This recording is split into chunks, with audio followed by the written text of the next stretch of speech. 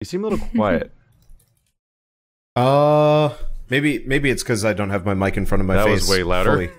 Yeah.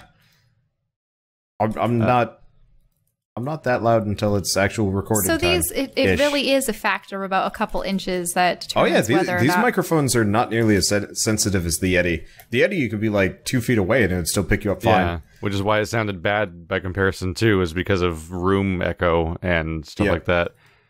Or if you're talking to two Yetis simultaneously, which is a weird sentence to say if you don't know their microphones, what happens is you start picking up on each other's microphones in the same room, which is really awkward, because then you have like a double echo in the audio. Yeah, when we initially started off, we'd used one Yeti that we would set between us. Yeah. And it worked. Yeah. But we tried doing 2 microphones once, and it almost sounded okay. Yeah, if the microphone's too sensitive, it actually sounds worse when you give everyone their own microphone, even though that's the only sane thing to do normally, because the microphone's just so sensitive you can't do it that way. Anyway, welcome to Save the Universe podcast, episode 39. We're here to podcast again, but without Bird, because he got all paxed out from his PAX adventure in the last episode, and then he started calling him back, and he's gone now, and he's definitely not at the vet. He definitely didn't just forget that the podcast happens at the same time every week again. I mean, he's at the vet because his bunny is sick. Bunny is sick. So like it's excusable. Oh yeah, it makes sense that he's there, but also he did literally say he forgot, which he has said for the last 3 weeks. Because he's just been forgetting the podcast exists. Well, somehow. To be fair, so this week he has been having this like kind of insane thing. Amazon Bird's the crazy busy person who has an actual job outside of this. Yeah, but the actual job once a year for 1 or 2 weeks effectively says, by the way, we need you to be available 24/7 for emergency, like more or less maintenance stuff. And then they cycle groups. So poor Bird this entire week has been called anywhere from in the middle of our recording sessions to 4 a.m. to solve problems. And he is now Dr. Birdcatcher. Yeah, he is Dr. Birdcatcher.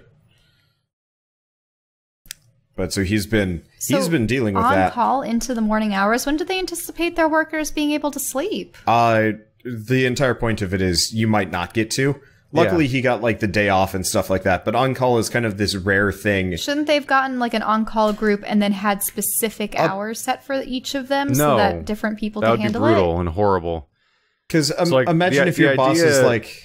Well, the idea is that they're a giant company that can have tech problems at any time, and they can't afford to have those tech problems happen.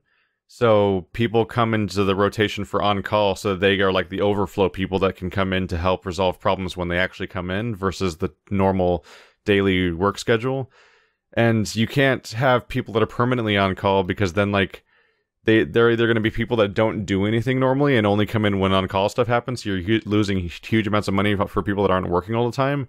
Or you work them, but then they won't be there at times. So like the whole point is to have. What I was suggesting is that they switch the groups around, but the people within a certain group. That's what happens. Is it gets switched around? Is that a different part of the overall population of workers is on call during different parts of the year? Yeah. So Bird is this week, and then next week he will be no longer on call and won't have to ever think about this again. It's a week or two. Yeah. Yeah, you're on call for a little bit, and then it goes away for like a year, and somebody else is on call, and there's always somebody who's on call. Duty. So that one stuff, more or less, kind of, where if something happens, if something goes wrong, where overflow people need to help with that thing, then the on-call people come in, and it has to be a rotating part of the normal population. Otherwise, you have like a ton of money being spent on like extra people that only come in emergencies or something, like substitute teachers. But like substitute teachers don't even work that way, because like substitute teachers are like people that go into like a temp agency practically, and they sub when they feel like it, essentially. Actually live with a substitute teacher. Yeah, usually substitute teachers kind of work through the district. They're not just like to one school, but they will go from school to school. And will be like passed around, but they're not like, you can't just like be like, oh, I feel like subbing today. You actually like get a schedule and stuff. Or you're like sitting around waiting for someone to bring you on. Sometimes I would have another English teacher take over another English teacher's class. Yeah, those were always fun because that was movie day. Hey, It wasn't movie day for us, especially if they knew each other well. There are a lot of substitute teachers that just do movie day. Yeah, my track coach was a career substitute teacher and like sports coach, and he would just bring in like 200 loose leaf Sudoku puzzles and pass them out, and that was it. That was all you would do. Exercise your brain, guys. It was great. Yeah. Yeah, the sub I live with talks about how like she likes it whenever she gets like she essentially wins the lottery and gets to sub for seniors because like, oh, well, they don't even care anymore anyway. They're just waiting to get out of here. So it's like, you're essentially like babysitting for the day, but for people that are basically adults. So it's like you just kind of chaperoning a room to make sure it's still not on fire at the end of the class or something. I wouldn't even say that seniors in high school, like looking back on everything, there were immature people in college. Ugh. Well, yeah, because in college, like, we're free now. We've escaped our parents for the first time in almost 20 years. And that's like what happens to a lot of people. But in senior year specifically, they're like, oh, it's over now. You've, for a long time throughout school and elementary, middle, and high school, there's like an uncertainty of your future that keeps going back and forth. And like, where am I going to go? But by the time you hit senior year, at least in your simplified high school idea of how life works, you've kind of hit some sort of cemented level of where you think you're going at that point, of like how your school's turning out. And so compared to everything else, everything's really chill and passive. Yeah, I suppose when people get their tests out of the way and they've already been accepted at a college or something, they just wait out the last couple months. Oh yeah. Was it months when people... I got early acceptance, so I got accepted about 8 years ago today. Yeah, I got accepted within like a week or two of getting into into college. It was like, oh yeah, you're actually no, it would have been 9 years now. I got accepted 8 years ago. I was 2 years into college. We're not that far apart, are we? No, you're a year older than me, or at least you're ahead of me in education wise. Though I think I was the first to graduate. I don't know, all the school's over now. Yeah. Hey. It's all over. Yay. But life's a journey of learning, right? Yeah. Okay, so let's talk about video games. Yeah. In recent news, I completely pulled a 180 on Sonic Mania, opinion-wise. Yeah. Wait, what do you mean by what was the 180? He didn't like the beginning because it was boring and rehashed. Oh. What about this? That's the opposite of what I said. Oh, really? Yeah, I just spent the whole last podcast complimenting Sonic Mania and how great it was. So you don't like it, then? I don't like the second half of it at all. Okay. Oh, Bird didn't like it. Oh, no. Bird really liked it. You also... whatever. Is this the game where you create your own character? No, that's Sonic Forces. Oh, okay. I keep getting them mixed up. Sonic Mania is it's normal to get them mixed up. I finished editing the first half of our playthrough, and I cite Sonic Rush as being the Sonic game that's like Mario Party. But Sonic Rush is some sort of like Sonic DS 2D game, and I'm like, oh crap, I'm wrong. But I'm wrong because it's always Sonic plus word. Sonic Unleashed, Sonic Generation, Sonic Rush, Sonic DX, Sonic Adventure. Oh yeah, Adventure. That evokes meaning. At least with Mario, Mania. every single game is kind of distinct in its like extreme way. Whereas like Sonic, I guess Sonic Heroes is pretty easy to remember, and Shadow the Hedgehog is pretty easy to remember. The only reason why I remember Sonic Unleashed for being the one with the werewolf is because, yeah. Unleashed. But like they're very... I don't think I can give Mario credit for having okay titles, actually. Really? Because Galaxy was fairly distinct. There's two good names for Mario games. There's Mario Galaxy and Mario Sunshine. Yes. Those evoke meaning. But then there's Super Mario 3D World and Super Mario 2D Land. And no, you're right. When Super Mario Brothers U. Yeah, when you get into the new Super Mario Brothers and whatever, I'm thinking about Super Mario Brothers. But Super Mario 3D World isn't even part of the new Super Mario Brothers franchise. But yeah, there is also an entire Mario Brothers franchise that literally is just the previous names, but with new in front of it. And they're not remakes of the old one, but they put new in it there for some reason. And now they're not new anymore, but they're still called new. What's the new ones in about 10 years when they finally make another one of them gonna be? Mario's a victim of how Nintendo can't name things. And so True. the Mario franchise has mostly the same naming scheme, until they really have a huge amount of imagination, do a really big, crazy revitalization of the franchise. In the case of Galaxy, Sunshine, or Odyssey, the 10 games in between each of those have the same naming scheme as the DS. Where you can't even tell what they are anymore. I guess I think of those as the filler games, because like 64, Super Mario 64, the Sunshine, 2DS Galaxy. XLI. I would say the Metroid games and the Legend of Zelda games have no titles. No. So it's they easy just to keep Metroid games Ocarina straight. There's like Time, 4. No, there's a ton of Metroid games. Majora's I know, Mask, but it keeps dying Majora's for long periods of Mask, time. Twilight Princess, Skyward Sword. You can tell what the game is about based on the title. Well, yeah, but because Zelda's a fantasy universe with a story, and this name is based on the story of the thing that happens in the game. Yeah. There's a ton of like the classic like Metroid games. There's Super Metroid. Wasn't there like a Metroid before that, or did it start with Super Metroid? There was just a Metroid Fusion, 2. Yeah, Metroid 2. I was just taking a dig about how Samus Returns. Nintendo like stomped on that franchise. Yeah. Yep. Like no franchise has been mistreated more than Metroid, really, besides like But Star I loved Fox. Prime. I love the Prime trilogy. Yeah, Star Fox, the franchise that has like 4 games. Oh. And many of them can arguably not be called Star Fox games. Captain Falcon's whole series, F-Zero, is kind of pissed on as well. They like to make these like beloved series and then forget about them for like a decade until like the nostalgia hits like a weird critical point. I think the difference might be that I kind of view Captain Falcon as like a C-list like niche part of Nintendo, like you would think Kid Icarus, as opposed to like headline the big first like 6 names that you think of for Nintendo, a company known for big franchises, which of course immediately goes like immediately is Zelda and Mario, but then like you might include like Kirby and Metroid and Star Fox, and then you're like, oh crap, what happened to Star Fox? Oh no. Is that another Zelda game, but they called it Star Fox? I'm confused. I remember when Star Fox, what was it? The one with Crystal in it. The dinosaur one. That's the one. That's the one that I just talked about. That was like, is this a Zelda game? Yeah, it was interesting because I believe reading about their initial like production for it, they were actually making a completely different game. Dinosaur Planet. Right, where Crystal was the main protagonist, and it had nothing at all to do with Star Fox. And then it's like, oh yeah, maybe we should tie this in. It was going to be the hot. It was going to be the hot new rareware property, and then it became a Star Fox game, even though it was still basically a rareware game. And then it got mishmashed awkwardly, and they threw in an R-Wing section just to taunt people and make them extra mad when they realized that there wasn't going to be another one for the rest of the game. I did not make it very far in that game. There were actually multiple R-Wing segments. Anytime you had to fly to, like, was it a different planet? You eventually go to another planet?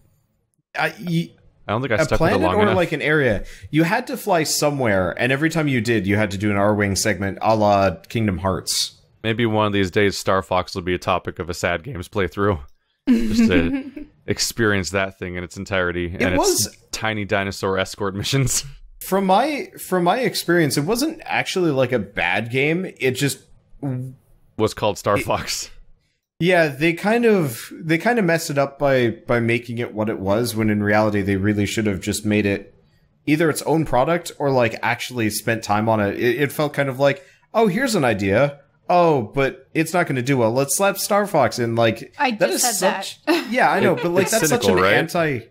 That's such an anti-Nintendo thing at this point. Like even Rabbids, like the Mario Rabbids thing, is kind of a masterpiece in its own right. And it's the issue is just that when you think of Star Fox, you're not thinking about a game where you Z-target your enemy and strafe around them with 3 hearts in the corner while you fight people with a staff and a melee weapon on ground against dinosaurs. True. Did any of you guys ever play Legend of Zelda Twilight Princess crossbow training? No. Was Twilight Princess really in the name of that? Well, no, maybe it was just crossbow training, but it had like the Twilight Princess version of Link. Crossbow training. Yeah, Link's that's what it's crossbow called. Training? Oh, okay. Yeah, it's only called Link's crossbow training. Oh, okay. I remember the last time I did Unsucky Sunday for the Let's Play subreddit, somebody had actually submitted a crossbow training video, and I was like, This game exists? Why are you covering it? What happened was, at least for my family, the only reason why we picked it up was there was this sale going on where if you selected a Wii, this was back when Wiis were still pretty scarce, even a couple of years after their release. If you got it, you had to purchase like a couple more games, but then they would throw in another game or two and a special accessory. And the accessories weren't really that interesting, but one of the ones you could get was the quote unquote, rifle crossbow extension. You know how they had the wheels and stuff? And so that game came with it. The Wii Zapper and stuff like that. Yep. Or if you bought a Cabela game, you had a ridiculously large plastic rifle that the Wii remote stuck into the side of, and you pretended to shoot bears or something. Yep, so that's what it came with, and I didn't like it. To be fair, the Wii would have been a really good platform to just spit light gun shooters onto. Oh yeah, that's what they did. That's what they did. They kind of did. They kind of didn't. A lot of the mainstay light gun shooter games from arcades never even had a title. Yeah, on but the Wii. Though, as somebody who worked at a Best Buy during the the popularity of the Wii, there were a lot of light gun games for it because I had to stock them, and I spent a lot of time looking at their boxes, walking up and down hallways. We really had liked, a whole area dedicated to Link's crossbow training because it had to be locked up because of the peripherals. Yeah, we really liked Resident Evil Darkside Chronicles. That was the game that we played before we started dating together, and that was a lot of fun. We were arguing with one another over what was better, shotguns or machine guns. And of course, you would blast everything away. But yeah. I got the final boss. Yeah, so... It gives points to the person who gets the final shot. If you've never played Resident Evil Darkside Chronicles, it's a light gun shooter on the Wii where... You play through the plots of the first several games. Yeah, it's kind of like this weird mishmash where you just jump around the story. It's not very cohesive, but it's still kind of fun. It's a bizarre idea where somebody essentially was like, what if we made a House of the Dead game out of the entire Resident Evil franchise? And so they made two light gun shooters. It was actually good. It was probably one of the better light gun shooters I've ever played. Yeah. But House of the Dead is good. That wasn't supposed to be disparaging. We tried playing House of the Dead and kept dying. Yeah, so the House of the Dead Wii port didn't have unlimited lives or anything, but you also couldn't put quarters in and stuff in Resident Evil. Yeah, so you could heal in Resident Evil Darkside Chronicles. It was not made for arcades, but the port for House of the Dead, literally you had 2 lives and you couldn't put quarters in or anything. So it was just well. And if you're playing 2-player, the one person can continue on and nothing could be done for the second player. And it's yeah, it was kind of hot garbage. But for Darkside Chronicles, you get to the last boss, you fight it, and it doesn't matter what your contribution was on the boss fight, as whoever got the last hit in got all the points for it. And the whole thing was worth more points than the rest of the game combined. So Shell just had 100,000 more than I did, and I was like, this is bullshit. Oh, weird. Darkside Chronicles is supposed to be a prequel to Resident Evil 4. Because the Umbrella the Umbrella Chronicles was a remake of Resident Evil 0, 1, and 3 as a continuous story, but then they made a sequel called Darkside Chronicles that was just a standalone prequel to RE4. That's a weird choice. Yeah. They were fun. For the Wii. Yeah. Mm-hmm. You had to hunt for things to do on the Wii that were fun. In the drought between Nintendo properties, basically. On a side thing, when I was Googling Link's crossbow training to verify its name, one of the first results I got in the image search is Link's crossbow training HD, a joke parody thing somebody made for April Fools, which is the Wii U port of Link's crossbow training. And it looks like a legit cover. He was posting it on Reddit, I guess, to screw with people on April Fool's Day as being a fake news announcement. He's like Link's crossbow training HD announced for the Wii U. But to loop all the way back to the original topic, what happened is we played the first half of Sonic Mania in one day, and I had a pretty good time overall. My main criticism is the part where I'm like I don't think I'm a Sonic fan in general, because there's a lot of like, I hit a speed ramp and look at me do 50,000 loop-de-loops and bounce through things, and I can't really tell what's happening. I guess some people like this, but when do I play again? It's like those auto levels in Mario Maker. This is sort of crazy, but imagine if Sonic. you saw from Sonic's perspective every time you spun around. It would be sickening. It would be, but it would be accurate. Oh god, you mean when he's literally spinning in first person? Yes. So I can imagine that. It looks a lot like a static screen. Yeah, I have played a first-person Sonic simulator, kind of like the Green Hill Zone demo thing. It was something somebody had made back in, I want to say 2011. That's the worst idea. Yeah, I mean, it didn't help that it was just like a basic Unreal like mod that it's just like, let's make them go really fast and do loop-de-loops and jumps and shit. I think it was Metal Harbor maybe, and it had like a first-person mode. I don't know, but it was just so nauseating. I was just like, all right, I'm going to put this down and not think about Sonic for a long time. Now, can you only do those loop-de-loops on straightaways and it's something that you can't break out of? Or how does he steer like that if he does keep it?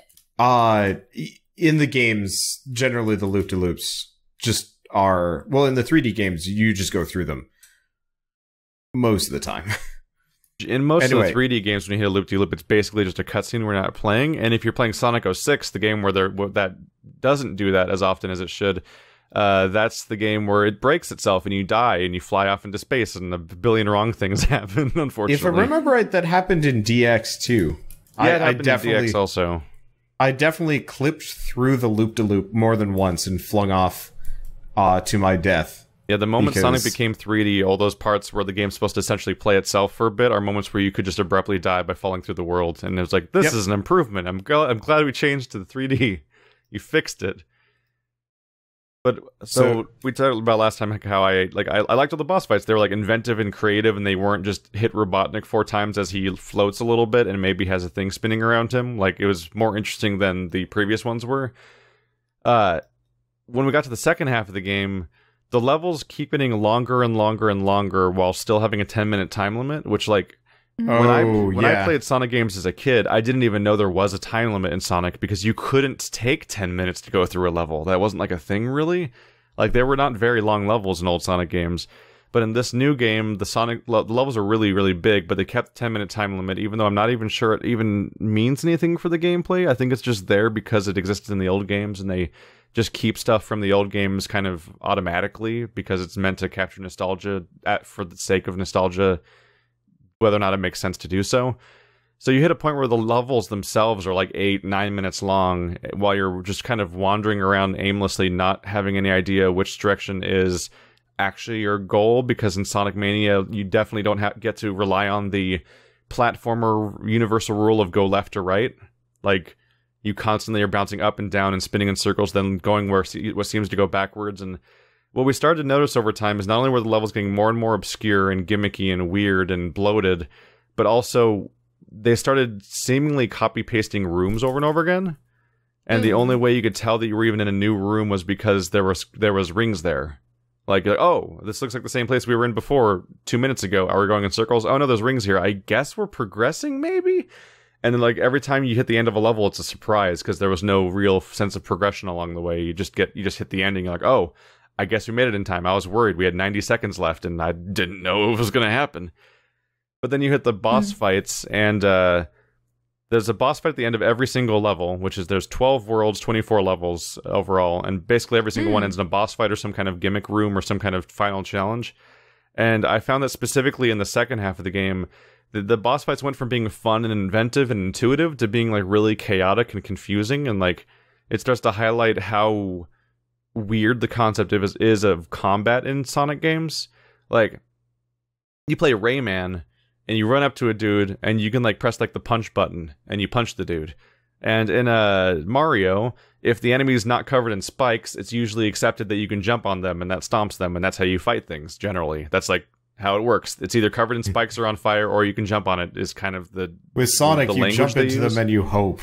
Yeah, in Sonic, you jump into the air and start spinning, and sometimes things can be hurt, and sometimes things can't be hurt, and the distinction between what can and can't be hurt on contact is variable, and which parts of them can be hurt is variable, and there isn't even, like, a consistency of, like, do you jump on the enemy, or do you jump at them from below? Like, It seems to be that when he's spinning at a certain speed in midair, that midair spin jump is what causes the damage to happen. But you can't always tell when it's going to happen or what can be hurt by it. And sometimes individual parts of an enemy can be hurt while the other ones can't, and it's not always intuitive there either. And then you start hitting bosses that seem to have no particular vulnerable point, and you're just jumping at them, and you just kind of... It's like just a dice roll as to whether or not you're going to hurt them or they're going to hurt you, because the game isn't intuitive in how its damage systems work, which I didn't think I'd be praising 3D Sonics, but that's actually the one... probably the only improvement that 3D Sonics make is that the air dash that Sonic gets in all the 3D ones where you jump up in the air, then you press jump a second time to like hit somebody with a homing attack, that has a clear communication of I'm hitting dude. Like you hit the guy with your air dash, so that's an attack. It doesn't make sense how that attack operates in universe, but at least on a gameplay level, you're like, I understand how attacks work. In 2D Sonic, you're just jumping at people.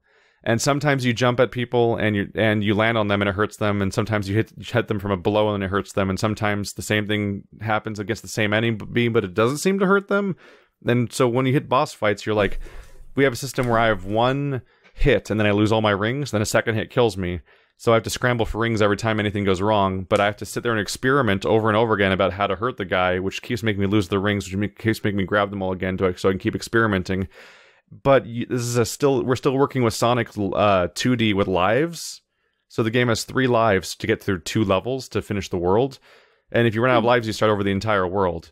So you can lose all your lives just trying to experiment against how to fight the boss of the second level of the world, and then get sent back to replay 20 minutes of world to get back to the boss that you still don't know how to beat because you don't know why you couldn't hurt him before. I am so glad the gaming industry has moved past limited lives and it's limited a bummer. continues. Yeah. Like, at some point we just started, like, I felt really cheesy about it, but at some point I'm like, well, I'm playing, like, this premise is, I'm playing a co-op series with Andrew. Hey, Andrew, you're Tails, you can't die. Try to hit that guy. Like, we made genuine progress through bosses because I would sometimes just cower from the boss and let Andrew try to find out how to hurt it. And he's the one that played every Sonic game that was 2D back in the day, and he's the one that we gave me the controller to play the protagonist because we thought he'd be too good at the game. And even he's like, I don't know how to hurt these things. Like, there's bosses that are very unintuitive. I can't even say they're hard. And they don't have tells or, like, weird little cutscenes or things in the area. I suppose I'm used to games where the boss battle, sometimes the boss isn't even reachable until you fulfill a number of prerequisites to harm it so that it is reachable or that something's exposed, like a device or... an element or something that you're supposed to change in the environment to make it vulnerable. The Sonic games are you fight a boss on a single screen, like Mega Man. Like, there's no world involved and stuff like that. It's just you, and all you can do is jump. And there's an enemy that you need to hit like X number of times to kill, and you don't really necessarily know what the trick is. And if you fuck up or don't know because the game doesn't tell you, then you start the entire world over. So it all boils down to how intuitively designed the boss is. And what's weird is that the first half of the game felt like its bosses were really intuitive, and the second half of the game, I'm like, I don't know what you want from me, man. And I think that actually, like, I don't know how far Bird was last week when we talked about it, but I think that might have been... I think that's part of what he said. I don't know if he was talking about vehicles or bosses or something, but I think last week he said something along the lines of, like, there like are parts of the game that are, like, incomprehensible to him, and I think I encountered that essentially. And so I guess we'll see what his later opinion is when he comes back and talks about it next week, maybe. But yeah, like, Sonic Mania didn't stay as positive as it was at first, which is a bummer because I was, like, really positive on it at first, with the caveat of being like, it's a Sonic game and I don't think I actually like this franchise that much. I was still like, this is off to a good start. I can see why people like this, and I'm not, like, hating it. I just will probably never come back to it. But now I'm like, I'm done. I'm done with this. I'm just waiting for Sonic Forces to somehow be, like, actually masterpiece level, and everybody's just, like, really confused and not sure how to handle it. That they finally make a masterpiece 3D Sonic game for the first time. Yeah, like, it's really good. It's perfect. Everybody's like, oh man, Sonic's actually, like, a solid product. And then Sonic... I'll be blown away. Sonic 2018 comes out, and then it's just... kissing the princesses again. I will be totally blown away if like a genuinely great 3D platformer comes out that's called Sonic, because like I played Sonic Generations, and like there's whole chunks of that game where all they're doing is taking maps they made before and remixing them to supposedly improve them, and even that one was still like, what is this level? How did this even... This wasn't good this first time or the second time. Like, did you think you fixed it? I don't know what happened here. And boy, oh boy, they would keep in certain boss fights because they're just like fan favorite, like popular boss fights, like Sonic vs. Shadow. But like, they've never been well done, and they stayed not well done in the remake. But they were just better resolution, and they don't. There's ones where I don't think they even changed the fights. Scoot away. We'll see how it turns out. I can't wait for Sonic Forces to come out, because playing a bad Sonic 3D game is really entertaining.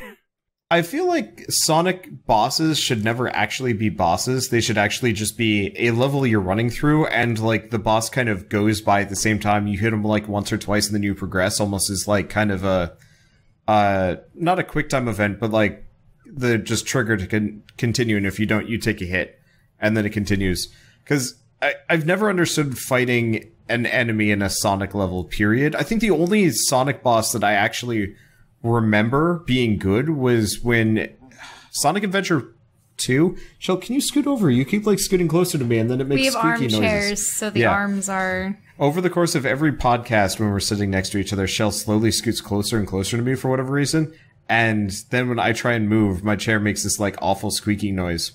Anyway, you've played Sonic Adventure 2, right?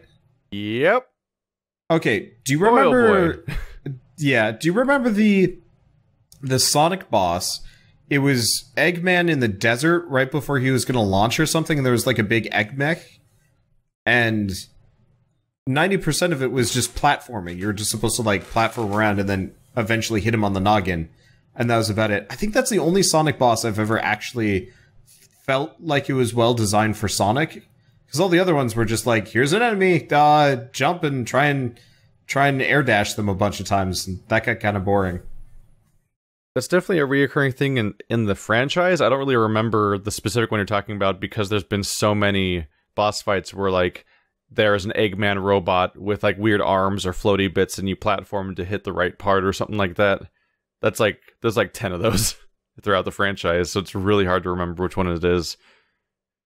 But they actually had some decent ideas for boss fights a little bit in Sonic Unleashed, I believe it was, which is that you'd be running on a track during the boss fight, and the boss fight would be a flying robot that's trying to shoot you with lasers that have like a telegraphed like damage zone, and you're kind of dividing your movement into 3 different lanes, so you can press the bumpers to switch lanes rapidly.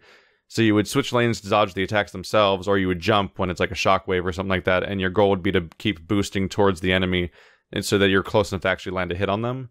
And like that's a boss fight built around running and dodging projectiles, so it generally makes sense. There was always something wrong with every single one, though. There was always a weird part where the experience would just kind of strangely break.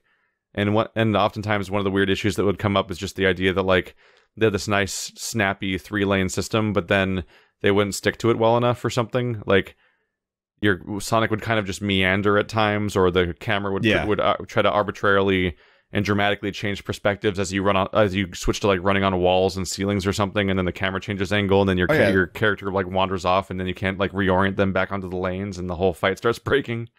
Well, I think part of it is Sonic has never been good at the transition and the division between when you want to press buttons or not.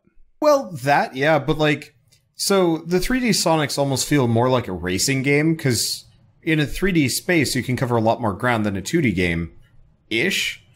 And so they almost kind of are trying to go for that racing game feel of like you're going really fast, but they still want it to be a platformer, and they can't really figure out how to like, you know, reconcile the two. So they just mix them and they say, fuck it, it's close enough. And then it never is. It's never good. I mean, how many people have seen that Barry Kramer going over the Sonic cutscene and how like weird, awkward that was? Like they don't even know themselves how to put it together. That's effectively Sonic Boom. That's Big Red Button though. Those people are really. Yeah.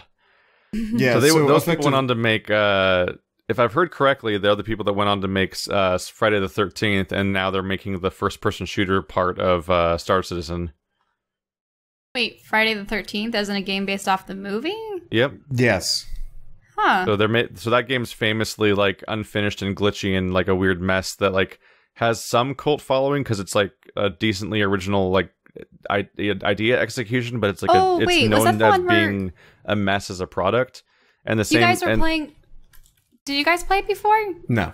Oh, because I remember you watching something where there were all these like teens at a cabin or a series of cabins. I was watching Funhouse play it, and it was awful.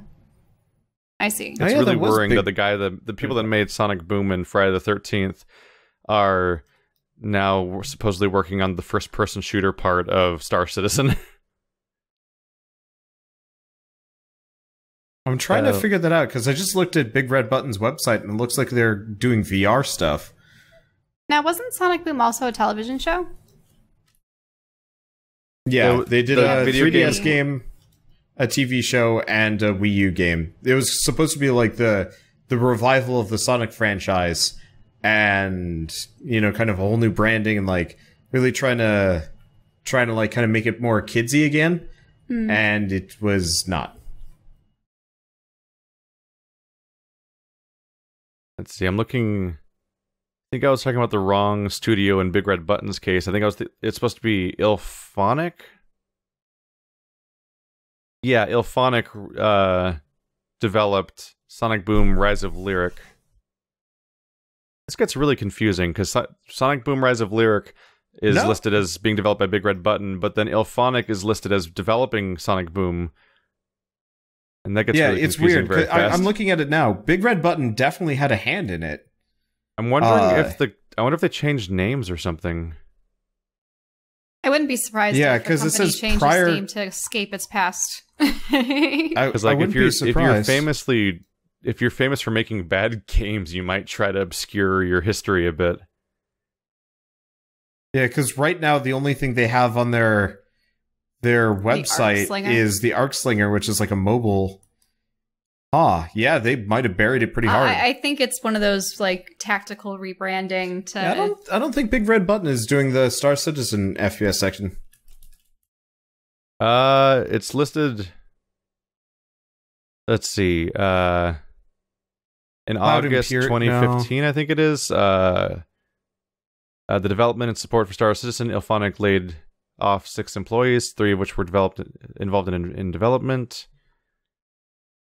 They're listed as working on the space trading and combat first-person shooter segments of Star Citizen. Oh, this is Ilphonic you're talking about. Yeah. Now, how many games actually have multiple studios working on separate sections? Many, and all of them. Yeah, so Ilphonic apparently did help with Sonic Boom. They have nothing to do with Big Red Button. That's what I was stuck on. It's hard to track, but I guess Ilphonic is involved in Sonic Boom, Star Citizen, and Friday the 13th.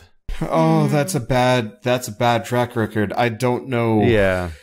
I've always been kind of leery about Star Citizen. A ton of people are like really asking me about that. And it's like, are you going to play Star Citizen? Because, you know, you're big into No Man's Sky. And I'm like, it feels like Goddess to me.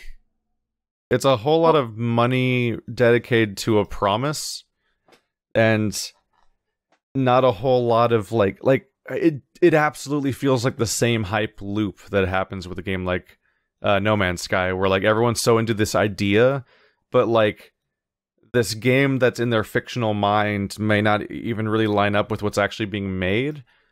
And like it's really easy to hype things up. Like I really tried hard to drill this into people's heads in my existing audience back when No Man's Sky came out, because I was preemptively talking about all the ways that No Man's Sky was going to suck. And and one of the ways I drew that towards that was like let's go way back into the past. Let's talk. I made a video talking about my favorite game before Dark Souls came out, at least, because for a while there my favorite game ever was Mass Effect 1.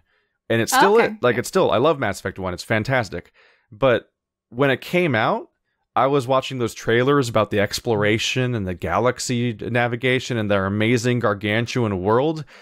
And all you have to do is go back to 2006, watch the Mass Effect 1 original trailers talking about the exploration and everything, and talk about and look at how easy it is to sell the public on the idea of how incredible your exploration and gargantuan galaxy is going to be, and how that's going to be the best thing ever.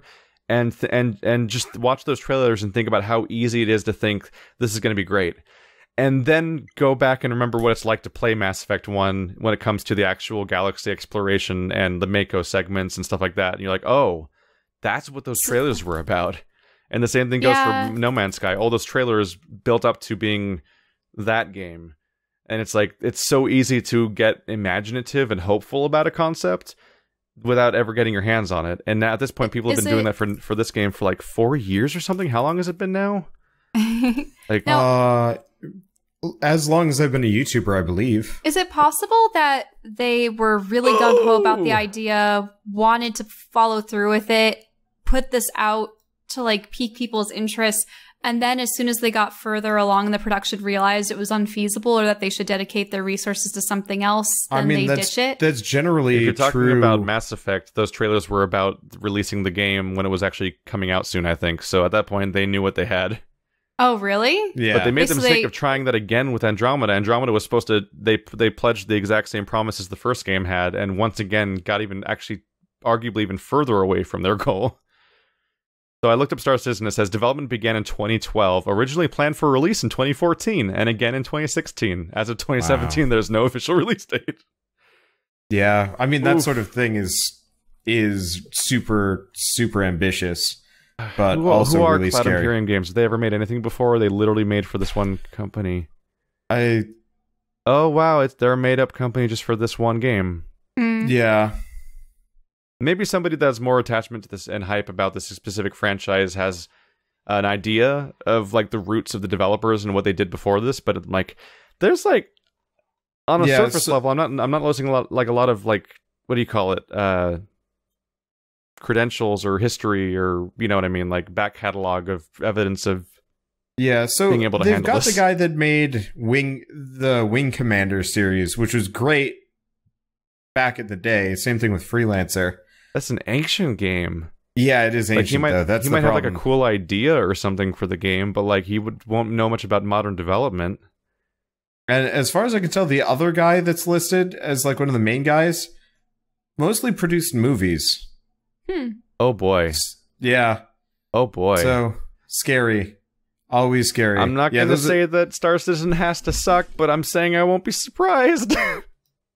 My main thing is just with those games, they're too big for right now. Yeah. Eventually we will get something that really is what No Man's Sky promised to be, just by the, like, what is it, Thousand Monkeys principle? Or just have the idea that a company that has never put out a game together is now been working on one game for 7 years. Yeah. They were founded in 2010 to make this one game, apparently. After WildStar, I don't hype for games anymore. Nope. You were bananas for that. I really wanted a sci-fi MMO. I will hype for games when it feels like they've got the credentials already. Like No Man's Sky, that was Hello Games. They'd done what? It wasn't Action Hank, it was the other one. Joe Danger. Yeah, Joe Danger. Which is a fun game. Yeah, it's a fun game. It's a 2D side-scroller. Yeah, it was a fun game. Well made. What?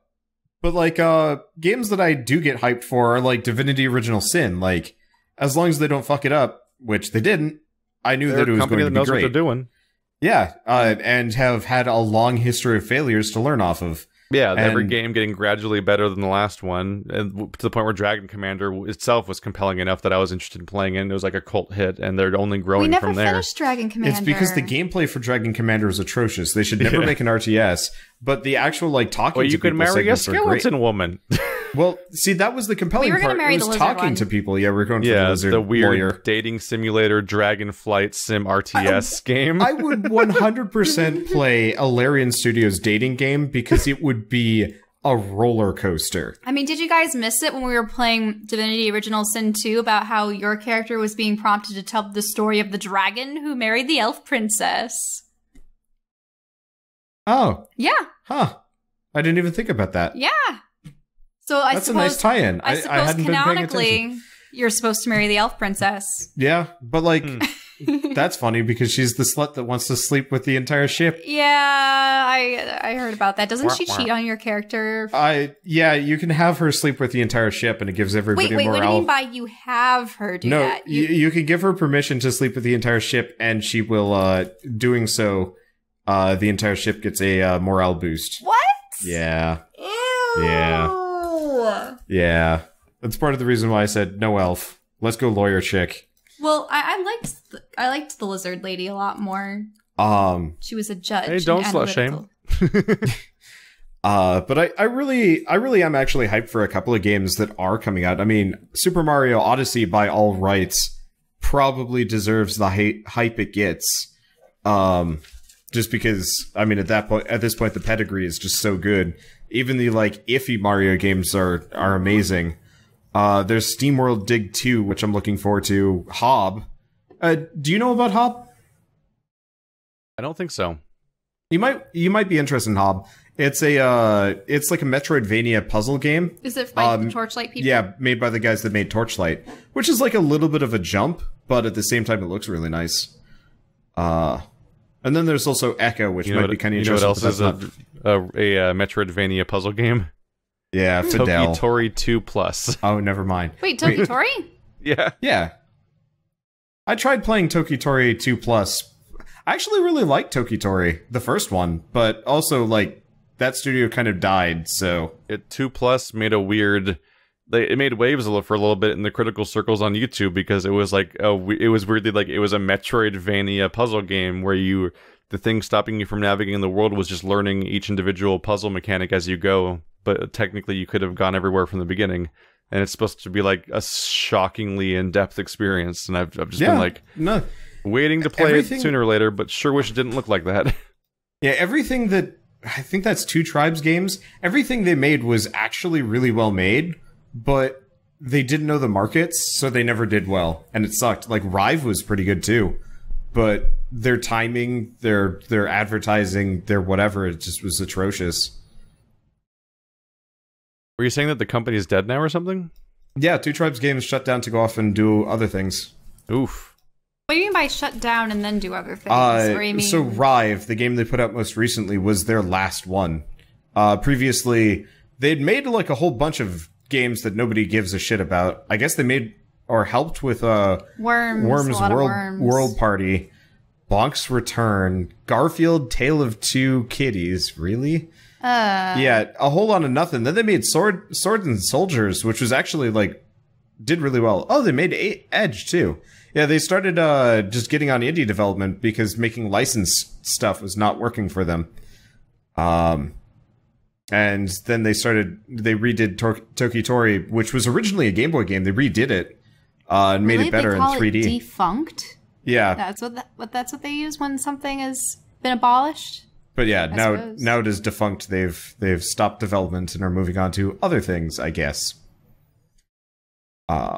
It's interesting to see game developers that are doing okay willingly actually just stop. Yeah. Sometimes they just have different ideas where they want to go from there on out. Yeah. It was also only 5 guys working there tops. Oh. Or maybe 2. It was not much. That's small. I guess they did file for bankruptcy because Tokitori 2 didn't do well. Oh. Yeah. That would make playing that game feel tragic. Yep. Oh no. Happens.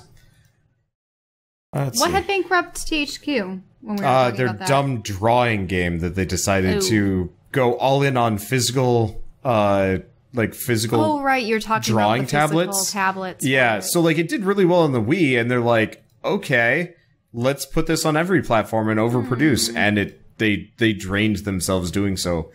And I can still go into GameStop and find that game. I haven't heard anything U-Draw? about They still Darksiders stock 3 it? yet. Some places do. I will walk in and there's a U-Draw on the shelf, and I'm like, What? huh. That's amazing. I mean, I don't go to GameStop that much, so this is within the last 3 years. Yeah, I can't say that I've looked. For years now, every time I go to a GameStop, it's literally to pick up a console or some kind of video game currency card because I'm having to work around some kind of technical issue for paying for games or something like that. Or literally that new release, can I have it now? Like, because I'm getting physical for some reason. Like I went and got a physical copy of Tokyo Mirage Sessions, for example. So I don't actually walk in around the store. I literally walk to the desk and say, "Can I have that game?" And then I leave. Because the store is pointless if you know what you want, because not all the games are fake. They're boxes. And they give you the real one. As a kid, I'd love to go to GameStop just so I could dream about all these games I could never play because my parents would never let me buy any of them. We would like to find good deals on used ones. But like, now the deals aren't probably any good. Yeah, the deals are bad. And like, now that I'm an adult that pays attention to almost every single new release, it's like, oh, this is just shit I already know about or if I already played. Like, why bother? But I guess that's more of kind of a me being super tied to the industry thing as opposed to a me just knowing better. But yeah, there's not often a lot of reason to buy used games anymore because so much of the game, like almost anything made in the last 10 years has digital copies now. And so like you just wait for it to go on sale incredibly cheap as a digital copy, which happens all the time because they don't have to buy keep a store 3 and open. 4 though. Yeah, I had to buy physical copies of Myst 3 and 4 because they're ancient games, but those games aren't from they're very much not from the last 10 years. But most games, like, it's like, oh, I didn't quite get around to Dead Rising 4 at launch, or 3, or some other game like that, and it's like, oh, well, here it is for $3 on Steam a few years later. It's like, what? Like, it would actually be more expensive to buy a used copy at GameStop than some of the sales you get for these games nowadays. Yeah, that used to be a PC thing, but now it's also an Xbox One and PS4 thing on a regular basis. Like, also, also, with a lot of the consoles, because they nix backwards compatibility and people have moved on from older systems, like you really have no need for the discs of the older games, right?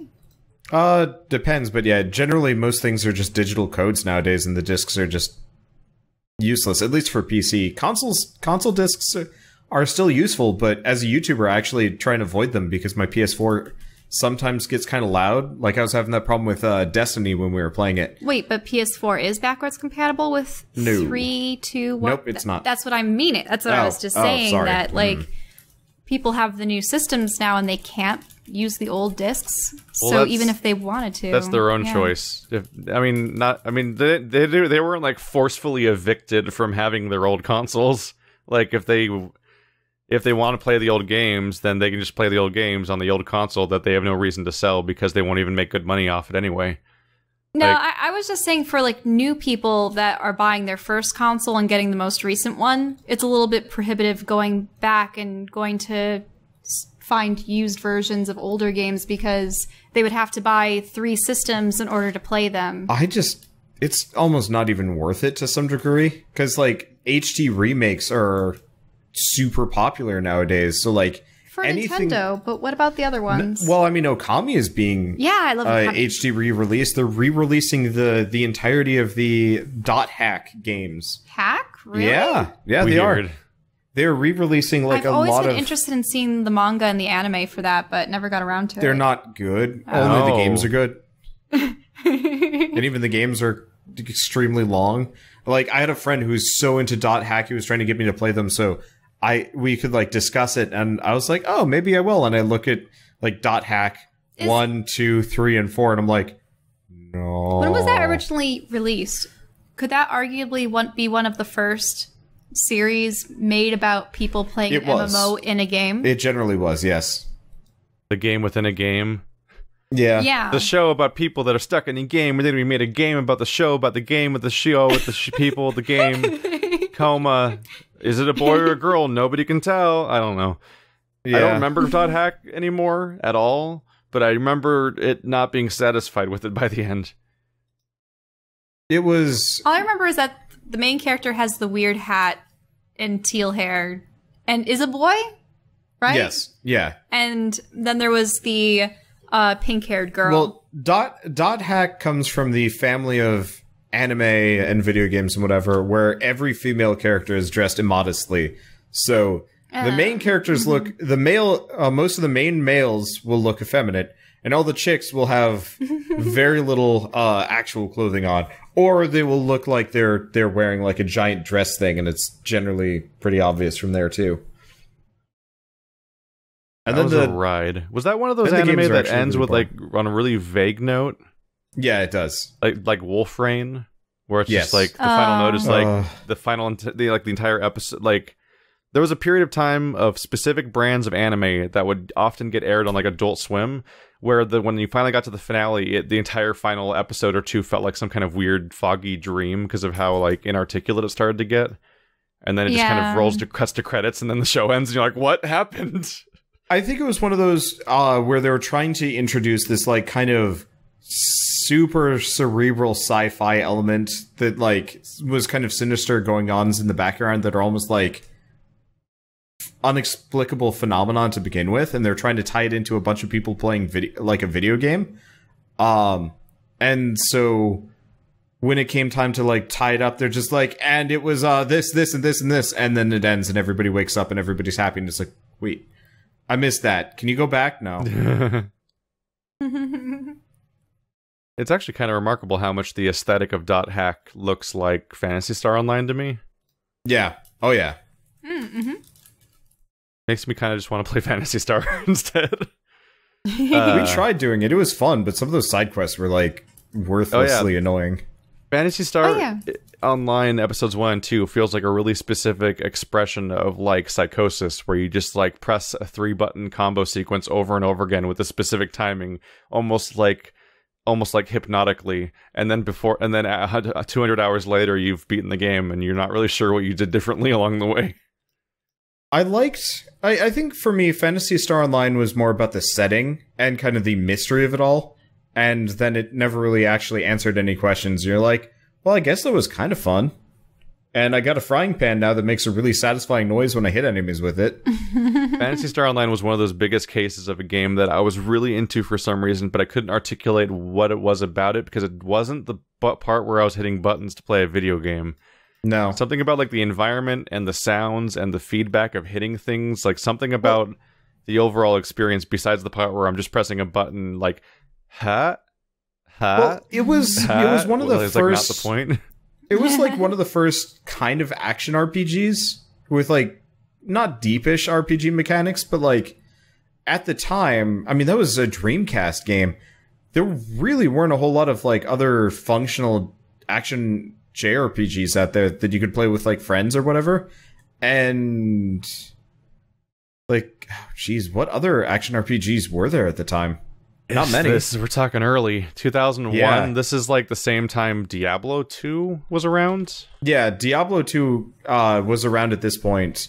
Usually the games were isometric, I would say, if they were an action RPG that had multiplayer. You would click on things. Let's see, Baldur's Gate Dark Alliance. Let's see what year that came out. That was PS2 though. That was years later. That came out 2001. Same year as Phantasy Star. Really? Yep. Huh. It had a It had a head start of most of 2001 though, because Phantasy Star was the beginning of the year. But yeah, that's like the same-ish time. And that was Dark Alliance was definitely co-op. Like Dark Alliance was definitely better from like a gameplay perspective, because it was D&D. Yeah, but it did not have the setting to go for it. Like, do you like dark and dreary, vaguely catacomb-looking passages all the time? Yeah. There you go. Hey, so many games are dark and dreary and I don't like it. It's so boring. I really want color. Kind of on that topic, actually. Have you heard anything about Project Octopath Traveler? Or no idea? These are all new sounds for me. Okay. You could have made that up just now. I could have. And with a name like that, I probably should have. No. So the people that made the Bravely Default game are making a more or less kind of an I Am Setsuna-like for the Switch. Oh. Where it's like kind of a return to form for JRPGs. But you're having a lot of fun with it. Yeah, it's actually really good. That's because you annihilated an entire village several times over. There's a couple of things about it. So when I say like I'm Setsuna-like, I mean it's in the same vein as I'm Setsuna, Golden Sun, Secret of Mana. You know, kind of. Wait, those are really different.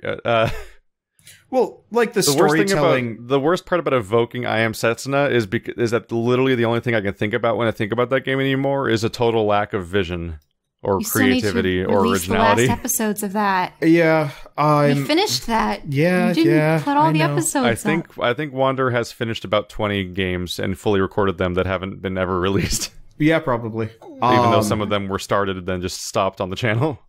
Yep. But so like this podcast. When I say I'm Setsuna, I just mean like kind of the classic JRPG style. Obviously, different mechanics and stuff like that. And I can't tell you if the vision is good, but like the voice acting, because everything is voice acted, is really nice. The problem is they're doing like it looks like Final Fantasy VI sprites and stuff, but on 3D environments, which is a little odd. And then it gets kind of bloomy and washed out. So it almost feels like you took an old JRPG and then tried to run it under a 50-cent Blood in the Sand filter. What? Yeah. A very specific thing to latch onto. But that is the game I point to when I'm talking about like modern brown. What? Because like so what? What is it? What's the name of the game again? Project Octopath Traveler. Because this definitely doesn't come up on the developer. Yeah, it's a new thing. They announced it a couple of days ago, and they have a demo out. But you play as one of 8 different characters, and each has their own story that you go through. So 8 different campaigns, and I think they like intersect at different points, so you can kind of see the different sides of everything. But so far, you can only play as the demo only lets you play as like the first half hour of both characters. But each character has like their own combat style, sort of, and they've got their own like kind of interact with the world ability, like the can break rocks or can do whatever. But it's a little bit more nebulous. But it's got a really cool combat system where every enemy has like an elemental weakness, kind of Persona style, and if you hit them with the elemental weakness the right way, they get stunned, and then you get to hit them for bonus damage. But there's a boost system, so every turn you get +1 to your boost gauge. And you can use that to either attack an enemy like multiple times or really buff the damage of one of your spells. So it's a little bit more like interesting tactically than say, Final Fantasy VI was, at least from the outset. I found the point of confusion. Okay. This game has nothing to do with the Bravely Default developer. Really? It's developed by Acquire, the people that were recently making Akiba's Trip, the game where you like beat women until their clothes fall off or something. Wait, what? Yep, that's a whole genre in Japan. There's a trilogy of Akiba's Trip games where you like get people's clothes to come off. 1 second. I'd swear I was reading this on the website. It's Acquire. That's the developer that used to make Tenchu like 10 years ago. Here we go. 20 years ago. Here's the confusion. The producers of the Bravely series are doing Square this. Enix. Yeah. They produce like 50 games a year. Well, no, looking at this, it actually means like the specific guys that did it, not just right now. The Square people Enix. that made Bravely Default and Bravely Second are making Terra Battle 2. Ah, all right. But so different dev studio, but the heads are apparently the same. But from my experience, it was actually kind of charming. I don't know how much they're going to charge for it and whatnot, and that'd be kind of a deciding factor. But it looks like a good kind of return to form, traditionalist JRPG, which I guess charming. Like I Am Setsuna was lacking vision, and this one might too. But it is kind of nice to see kind of the return to more of the like old school there. I'm just trying to imagine what game would. You knocking people's clothes off? It's bad. You're really focused on that. This reminds me of when Wander was attempting to get me to watch an anime with him where, what was it, a cooking? The cooking show where people's clothes fly off because they love the food so much. Yeah. Yes, that one. We couldn't get through the first, 2 episodes because it just became too awkward.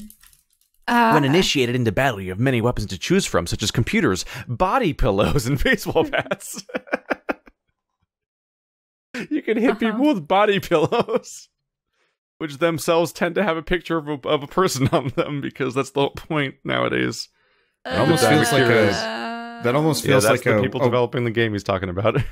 That almost feels like a weapon in EDF. But I guess developer pedigree aside, it's not a bad game from what I've seen, but I've only played 2 hours of it because effectively they give you the first half hour and then I was just like, I'm going to play a little bit more just to see what I can do. But so there's two different characters. It's not Penelope, it's Primrose. Primrose and Ulberich, I think it was. And so Primrose is like this female dancer, and apparently she's beautiful. So her interaction move is Allure. So you can play Pokemon with random townspeople. And by what I mean by that is you can literally just walk around town and find random villagers that you're like, you're going to help me out now. And they will just be a teammate that you can summon, and like they will fight for you. And the strongest one in the village is the old man or something? So you know how in like in old JRPGs, or actually just most RPGs, in every town there's like kind of the town greeter that's like, welcome to Bulbulburk, the land of the Silky Meadows, and that's all he says over and over and over again. He's the strongest person in the starting town. Oh god. And so I recruited him, and he just crushed almost everything for me. I mean, it wasn't like ridiculously OP, but it was just like weird to have the town greeter as this like old man, like grandmaster fighter guy just wrecking things for me. And I was just like, this is really silly, and I love it. I've come up with a way to explain the visuals of this game, because I finally looked it up now, the screenshots, and like they basically took like Final Fantasy VI graphics, like the later day Final Fantasy 2D games that are sprites. Yeah. And then they turned it into a tilt-shift Paper Mario with the, like, parody, like, realism, air quotes, like, brown and bloomy effect, color filter that some games have as a joke. That's more or less what the game looks like. Very heavy tilt-shift in some of these scenes, by the way. Yes. It's weird. It kind of works. I don't think it works as well in this one. I don't think it works quite as well as that other weird anachronistic 2D, 3D game we talked about for E3. Which looked awesome. That cyberpunk-looking 2D, 3D hybrid mishmash thing. That one looked a lot better. I think this one would have been much better if... And it might actually just be a symptom of this being the demo. But they have way too many repeating textures and whatnot, and it makes everything look kind of bad. Like I'm looking at a specific... Here, can I... I'm just going to send you to the... I found a screenshot of them being in a cave. And the cave looks like all of those... Yeah, the picture with the rats, and it's that cave where I've actually seen those formations in real life. It's a thing where water pouring down the rock creates this weird thing where it looks like a chocolate fountain and stuff like that. But it's so little texture repeating so rapidly in such a little space. It looks like the game was like some part of like Ludum Dare, like make this game on only 50 megabytes challenge because they didn't have storage for like a slightly larger texture. I'm really crossing my fingers that this is just the effect of it being in development, because it is not listed for this year. It's like sometime next year, so hopefully they add more to it, because even the voice acting was spotty. And once again, why the releasable demos and I think they just want to get people like in on it and talking about it. Like they were actively asking for feedback. So do you think they'll change the title? I hope so, because Project Octopath Traveler sounds stupid, but also the logo has a tiny project in the corner with Octopath Traveler in big bold, but like in an unfiltered font. I actually, I mean, they say working title, so it's probably not going to be the same thing. Like, it even on the Nintendo site, it says Project Octopath Traveler, working title in parentheses. But like one of my fans suggested the name, like, why not just Eightfold Travelers or something basic? Like it's generic, but it would work. But hopefully they like go back in, because the combat system is great. Yeah, the combat system is great. The storytelling was like a little bit generic, but actually like good in its own right. And the like interesting mechanics for each character were fun. Because I told you about Primrose and how she could recruit people. The other guy, Ulberich, can challenge people to duels. Everyone. And so the way it's presented is like, hey, Ulberich, you're like this great fighter. Can you like train the town guard so you know they can fend off bandits better and the threats to the town? And he's like, okay, I can do that. But it's, you know, the old man of the town asking you to do this. And the cutscene ends, and you're supposed to go and train on these two dudes standing nearby. Except for I'm standing in front of the old man, who, as soon as the cutscene ends, has a little duel me symbol above his head. So I beat the shit out of the old man that's the headman for the town. The mother of the young child that had come to get us, the two guys, and just everybody else in town, to the point where the entire town was unconscious on the ground, and I was like significantly richer. And then bandits attack, and everybody's like on the ground again. Person. I was definitely But no one cared. Yeah, no They one popped cared. back. Everybody popped back up and was totally fine for the bandit attack. And mild spoilers, but like the little boy gets kidnapped, and the mother's like, "Oh no, you have to get my son back." And I'm like, "Yes, I can, lady." And then I promptly beat the shit out of her as soon as the cutscene was over, as well as the rest of the town. And then I went off to go rescue the kid. But Kind of they great accept when a the duel. mechanic applies to everybody in a video Yes. game. Like It was magic. a magical instance of this is in Dragon's Dogma, which is that the game tries to determine who your love interest is by just looking at NPCs that you interact with the most and stuff like that, and tries to determine who you would care the most about. And then in the A lot of climax of the people- story, the character of the game that the game thinks you care about the most gets kidnapped, and like you have to like resolve to do a quest as part of the main story to potentially save that person. But because of how they coded it, for a lot of people, just the most accessible, easy to find shopkeeper in the game tends to be Yep, your supposed merchant. love interest. And it's great. It's Yep. this bearded dude that you like don't even know the name What? of. and yeah. That is pretty great. He's just some shopkeeper that's in the middle of town square, and he's really easy to get to, and he's the most go-to character I know you would exactly use as a who you're shopkeeper. talking about. And that I dude think I is like actually saw gets this. kidnapped as your love interest, and the game treats him like your love interest because you had maximum like reputation with that character and stuff. That is amazing. It went to the Chairs are point where they squeaking. had to add a special sub-quest in the re-release or later version where they added a thing where you can get the Arisen's Bond. It was like it was essentially the equivalent of like an engagement ring that you could give to somebody to lock them in as being the person that would happen to, because the core system didn't work because they would just kidnap the shopkeeper. That's great. So the culmination of me dueling everybody was eventually more NPCs popped up in the town because the tutorial kind of like intro stuff was over, the prologue, and it's just like, okay, yeah, you're free to go about your business and do whatever now. And a couple more NPCs were in town. There was the head of the guard who I was not able to beat the tar out of originally, and there was also a barmaid. So I walk over to the barmaid and I'm like, oh, she's gonna be easy, and she's like, 6 stars out of 10 or something like that. And she just destroyed me with 2 spells. And I was like, that is a ridiculously strong barkeeper. Why? So I gave up fighting This her, and wasn't I'm like, okay. accurately represented a difficulty range. So I'm going to walk over and I'm going to go find that old man town greeter from the previous game and just fight my way up. And I was level 10. I don't know what the maximum level is. I fight the old man and he just crushes me too. He was even stronger than the barmaid. And I'm like, well, at least I saw this one coming, but like, yeesh. But I don't know. It was just really fun and charming, even if it was me mostly just abusing the mechanics for my own enjoyment. We've been playing the hell out of Mario Rabbids lately. It is good. It's really fun. I just have one qualm with it that bothers me, which is Okay. that after you beat each world, they give you an ability that lets you unlock all the side route secret stuff throughout the world you just beat, to give you incentive to go play through it again. And then they pepper through that like 10 challenges that are essentially like, some of them are like difficult scenarios, or like fend off this scenario. Some of them are like defeat everybody in one turn, and then some of them are like straight up like puzzle scenarios.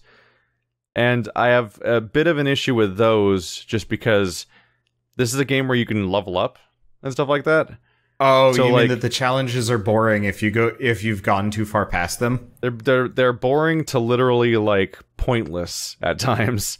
Oh yeah, absolutely. I stopped doing the challenges once I realized that I was just crushing them single-handedly. So what I'm doing, because I'm only in the first world so far, is I beat the first world, then I'm going back and playing all the challenges afterwards of the first That's what world. you're and supposed to do. That's how I'm going to do the entire game.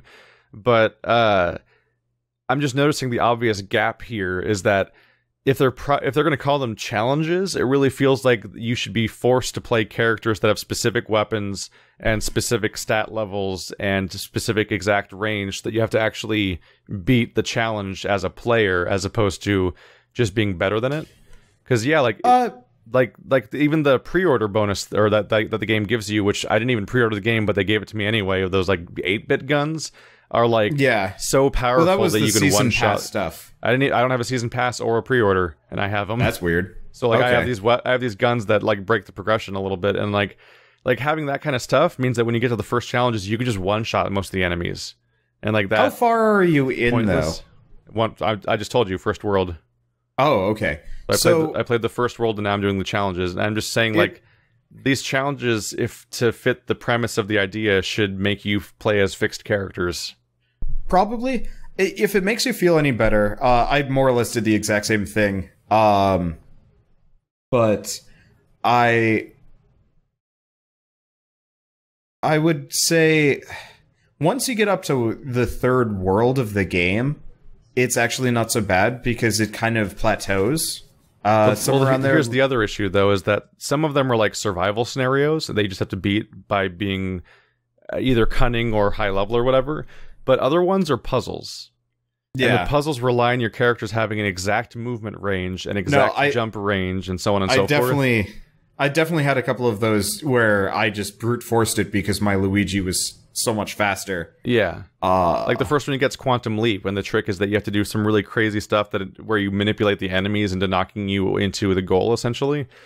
But you can literally increase your movement range with your experience points kind of whenever you feel like in this game. Yeah. So if you get high enough level, you can just run to the exit, or characters can reach each other and throw them to the exit, where in the default challenge setup at low level characters, you can't reach each other, so you have to use the enemies, which is the point of the puzzle. Yeah. So again, like I was saying, the first two worlds, their challenges are probably going to feel a little odd as a result because they don't scale well. Like you can cheese them by being over leveled and stuff. The World 3 and World 4 challenges are scaled for World 4 and plus, so they're actually like hard enough. The only real problem is the first two worlds are kind of poorly balanced because the pre-order weapons are really strong for the first world, and then the golden guns you get from the secret chapter are really good for the second world. And then once you've got through the second world, everything actually levels out pretty hard, and you don't have to worry about it nearly as much as I think you probably are. It's just at least it's from just my too bad experience. that there was an oversight for balancing like even basic movement distances in a puzzle. I was actually saying that kind of as part of the game. I like the skill tree system. I think that was fine. I actually don't like the fact that that Mario, the cast of characters and enemies gain more HP and damage over the course of it. Because it's this like kind of silly arms race to nowhere. Because they all just scale mostly evenly. I guess in the end, my cast was a little bit tougher proportionally to the beginning of the game. Like Luigi could definitely take more than a couple of hits. But I almost wished everybody just had like 3 hearts, and that was 3 to 5 hearts. That's their health, and each gun does 3 to 5 hearts of damage. Because the scaling system felt a little stilted, especially like later on. Have you really looked at the skill trees for any of the guys, or no? I mean, I've looked at them. There's not too much to them. A lot of them are almost the same, with like a really core difference of like each character having a super special second weapon that's usually different.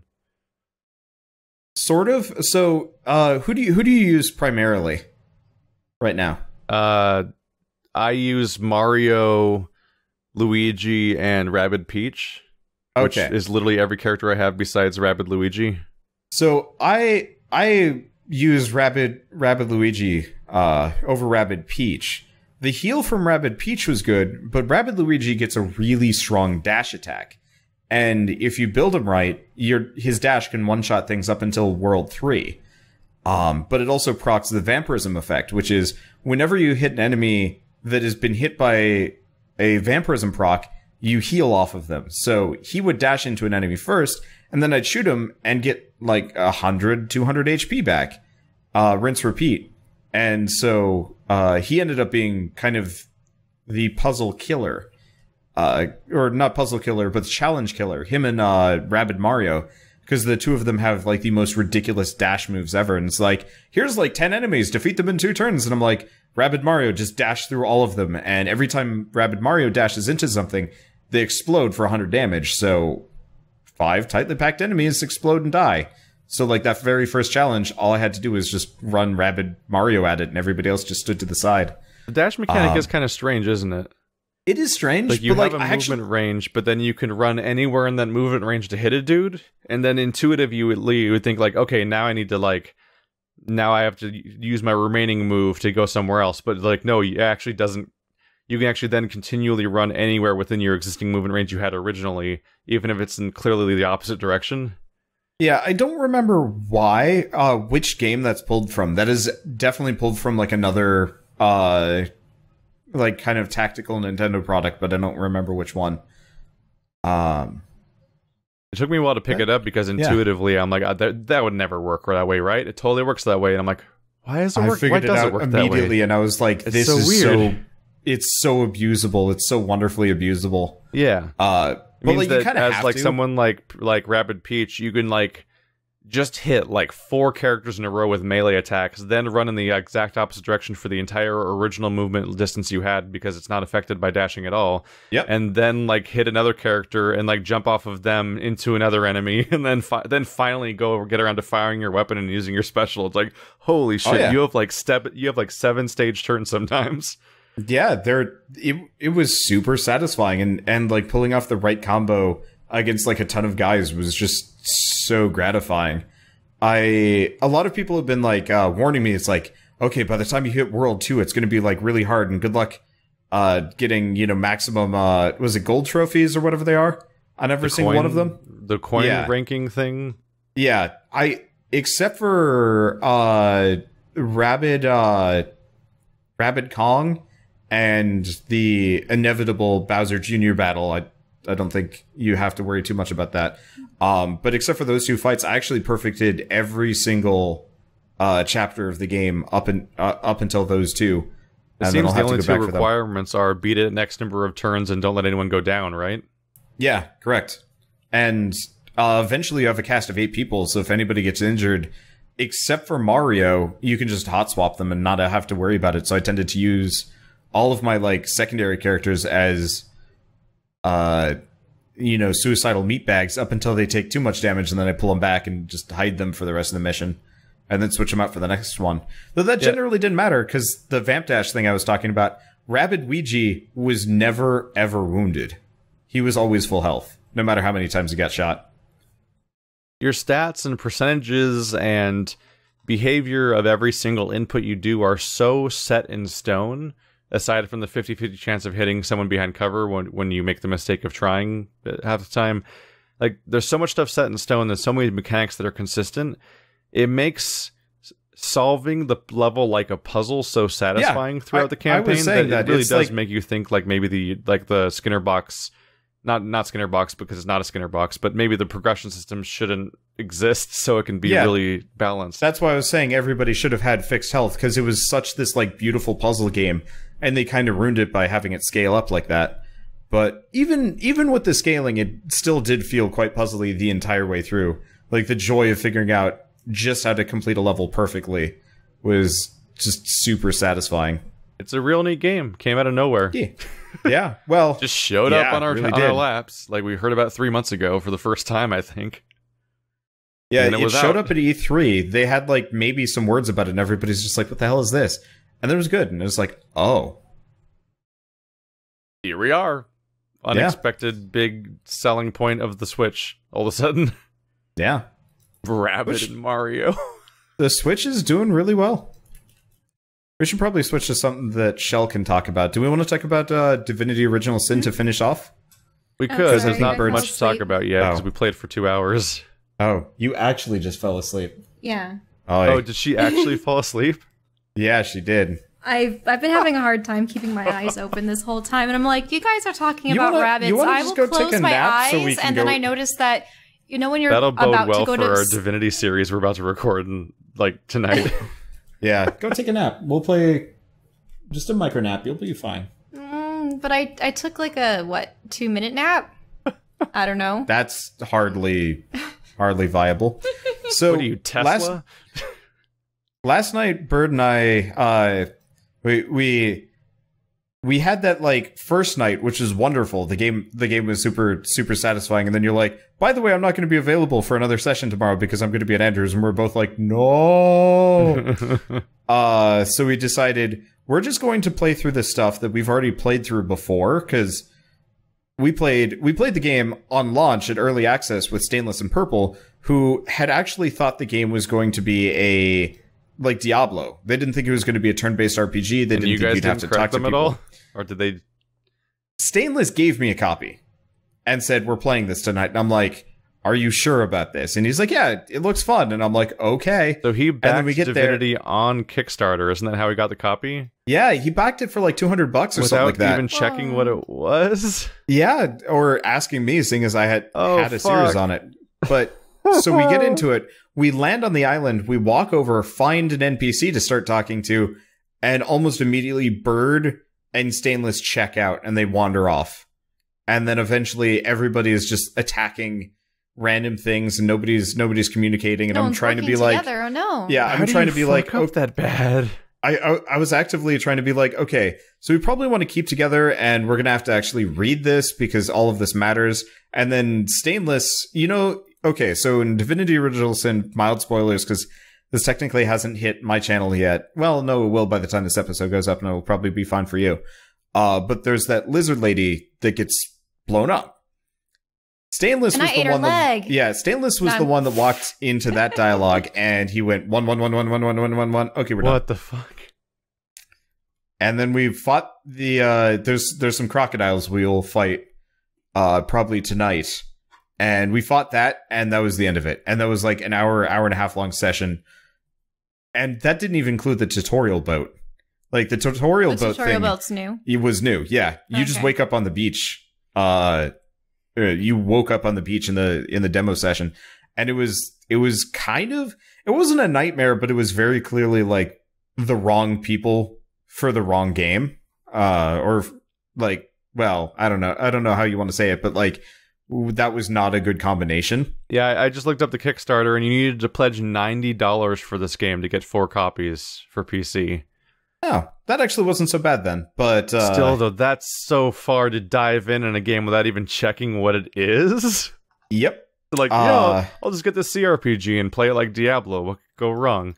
Yeah. So Bird and I decided... So in Diablo, you really don't talk with anyone? Not really. Diablo really ruined top-down RPGs for a lot of people, didn't they? Because like I have to admit that happened to me at one point. Like, I played Diablo when I was like 10 years old, and eventually down the road I would try I eventually tried Dungeons and Dragons: The Temple of Elemental Evil, which I picked up at a store. That game is good, but it is word heavy. And I also tried Fallout, like 1 or 2. I don't remember what it was. That was because Fallout 3 was like, this is amazing. So I tried to play the previous ones. And in both cases, I was like, I literally don't understand how to play this game because I'd never heard of a CRPG before, and I was just dumped in like that. Yeah, so like, it happened to me too. Really hadn't heard about them. And it's interesting because, like, technically, like, if you think about it throughout history, like, I think the majority of top-down RPGs were CRPGs, not Diablo, like, dungeon crawler, like, click spam games. Yeah. But that's the most, like, the Diablo franchise are several of the most popular PC games of all time. Yeah, well, it's because it's much easier to get into. Classic CRPGs are dense. Like, even Fallout moved away from them. Black Isle died. The only reason why they still exist is because of Larian Studios and Obsidian. It leads to a thing where, like, CRPGs dominate the library catalog, but Diablo dominates the brain space for everybody. And, like, that's what everyone associates with that visual. So I can kind of see how that happens if, like, somebody just blindly just grabs... It's an RPG and it's top-down. It's you click on shit and blow it up. I get it. And then you get into it and you're like, these people are talking to me and they won't stop? Yeah. Why won't they stop talking to me? It's not always voice acted, so sometimes like you have to just sit there and read, which really isn't a problem unless you're Let's Playing it. Just the idea of somebody grabbing Divinity and being like, 1-1-1-1-1. Yeah, it was... Get over it. Go back to the fighting. It was bad, especially so what Bird and I did was actually kind of the same thing. We made a pair of undead and spec'd them into poison magic and summoning and stuff. And we're like, we're just going to go through and we're going to fight anybody that displeases us, which ultimately became we were going to kill everyone. Every Everyone single who person breathes. Did your helmets blow off just like Keith's? Because we weren't what's your character's name, Keith? Fane. Yeah, because we weren't Fane, we didn't have helmets at all. We just had hoods. Turns out, by the way, if you take your hood off, everybody attacks you. Yes. Ooh. That's the warning I read to you when we started our campaign, was the warning of being an undead. Well, which they would have shown you when you made your undead as a giant warning on the screen saying, here's what you need to worry about playing this character. I was not paying full attention. And so what I did was I found Beast's hat. Yeah, I found Beast's I found Beast's like, Admiral hat, the dwarf. Oh god. I found his hat and I'm like, yes. I want to wear this captain hat and get attacked by everyone on site for the entire game. And so when it came time for the lizard lady to blow up, instead they blew me up, and I was like, okay, hold on, reloading. Yeah, the game warns you over and over and over again that if everyone sees your face, they'll kill you. Yeah, so that was a very quick lesson to learn. And then we went in and started executing people because we said we can't talk to people because we don't want to spoil this. We don't want to make like Shell and Keith mad by knowing everything. So instead, we're just going to not talk to anybody. If we do talk to people, we pull a stainless and just mash that one button a bunch. And the game actually, to its credit, actually managed to be functional despite the fact that we killed anybody that could have told us anything. Oh yeah, that's what that genre often brags about. Like, that's actually a bullet point on the Wasteland 2 box, it's a CRPG where you can shoot anybody, because the game will just figure out where to go from there. So what happened was I was wandering around. I was specifically going after anybody that sold spells, because I wanted as many spells as possible to mess around with which ones I wanted. Because I'm a little bit dissatisfied with summoning. Unfortunately, there's not a whole lot of early variety, so we're probably going to have to go a little bit further before we get that sort of thing. Don't you mean polymorph? Yeah, well, yeah. What did I say? You said summoning. Oh, sorry. Yeah, I've been jealous of your guys' summoning abilities over my kind of useless polymorphing. But whatever. But so I was going after that, and Bird's like, by the way, I pissed off a bunch of people. Can you come help? And I come over. And we're fighting like a billion NPCs in the middle of town. And I was like, okay, fine. It was really easy. And how did he anger them? By fighting them, probably. He would try and pick somebody off, but on the periphery. And then they would they would all just aggro on him. But apparently there's an elf in a cage who's, I guess you're supposed to do a quest, and he gives you a key. Well, we'd murdered everybody, so he pops out and he's like, oh, thanks for saving me. I'm glad you didn't listen to him. Here's the key, and here's how to get into the secret entrance. And I'm like, what? We were just killing everybody. And then we killed him and took the key anyway, but it was just this weird disconnect of kind of supposed to let you in anyway, but didn't quite rewrite it from the perspective of maybe some people are going to play this game like extreme sociopaths. Or psychopaths, I don't know. New from EA, Extreme Sociopath. Isn't that just hatred? Sociopath Extreme 2017. Game of the Year edition. But pre-order now for the Justice's Blind Skin. Oh man. The other interesting thing is, because the tutorial boat isn't actually really part of the chronology, it's just supposed to teach you there. Every NPC that we killed, we murdered Beast, we murdered Fane, we murdered every single NPC on that boat. Up? They popped back up again. But since I had looted all their stuff, they popped back up again naked with weapons now. And so it was Beast with a pair of axes in his skivvies, no hat. And I was like, huh. Interesting continuity there. Yeah, and so they would actually get pissed at us for leaving them behind to die, and I'm like, did you miss the part where we murdered you? Maybe they should have done a better job at also leaving the boat that was currently drowning. In all fairness, they know the boat's in trouble, and they're not going upstairs to escape. That seems like their own fault at some point. We go back and save them in our playthrough, but yeah, what are they doing at that point?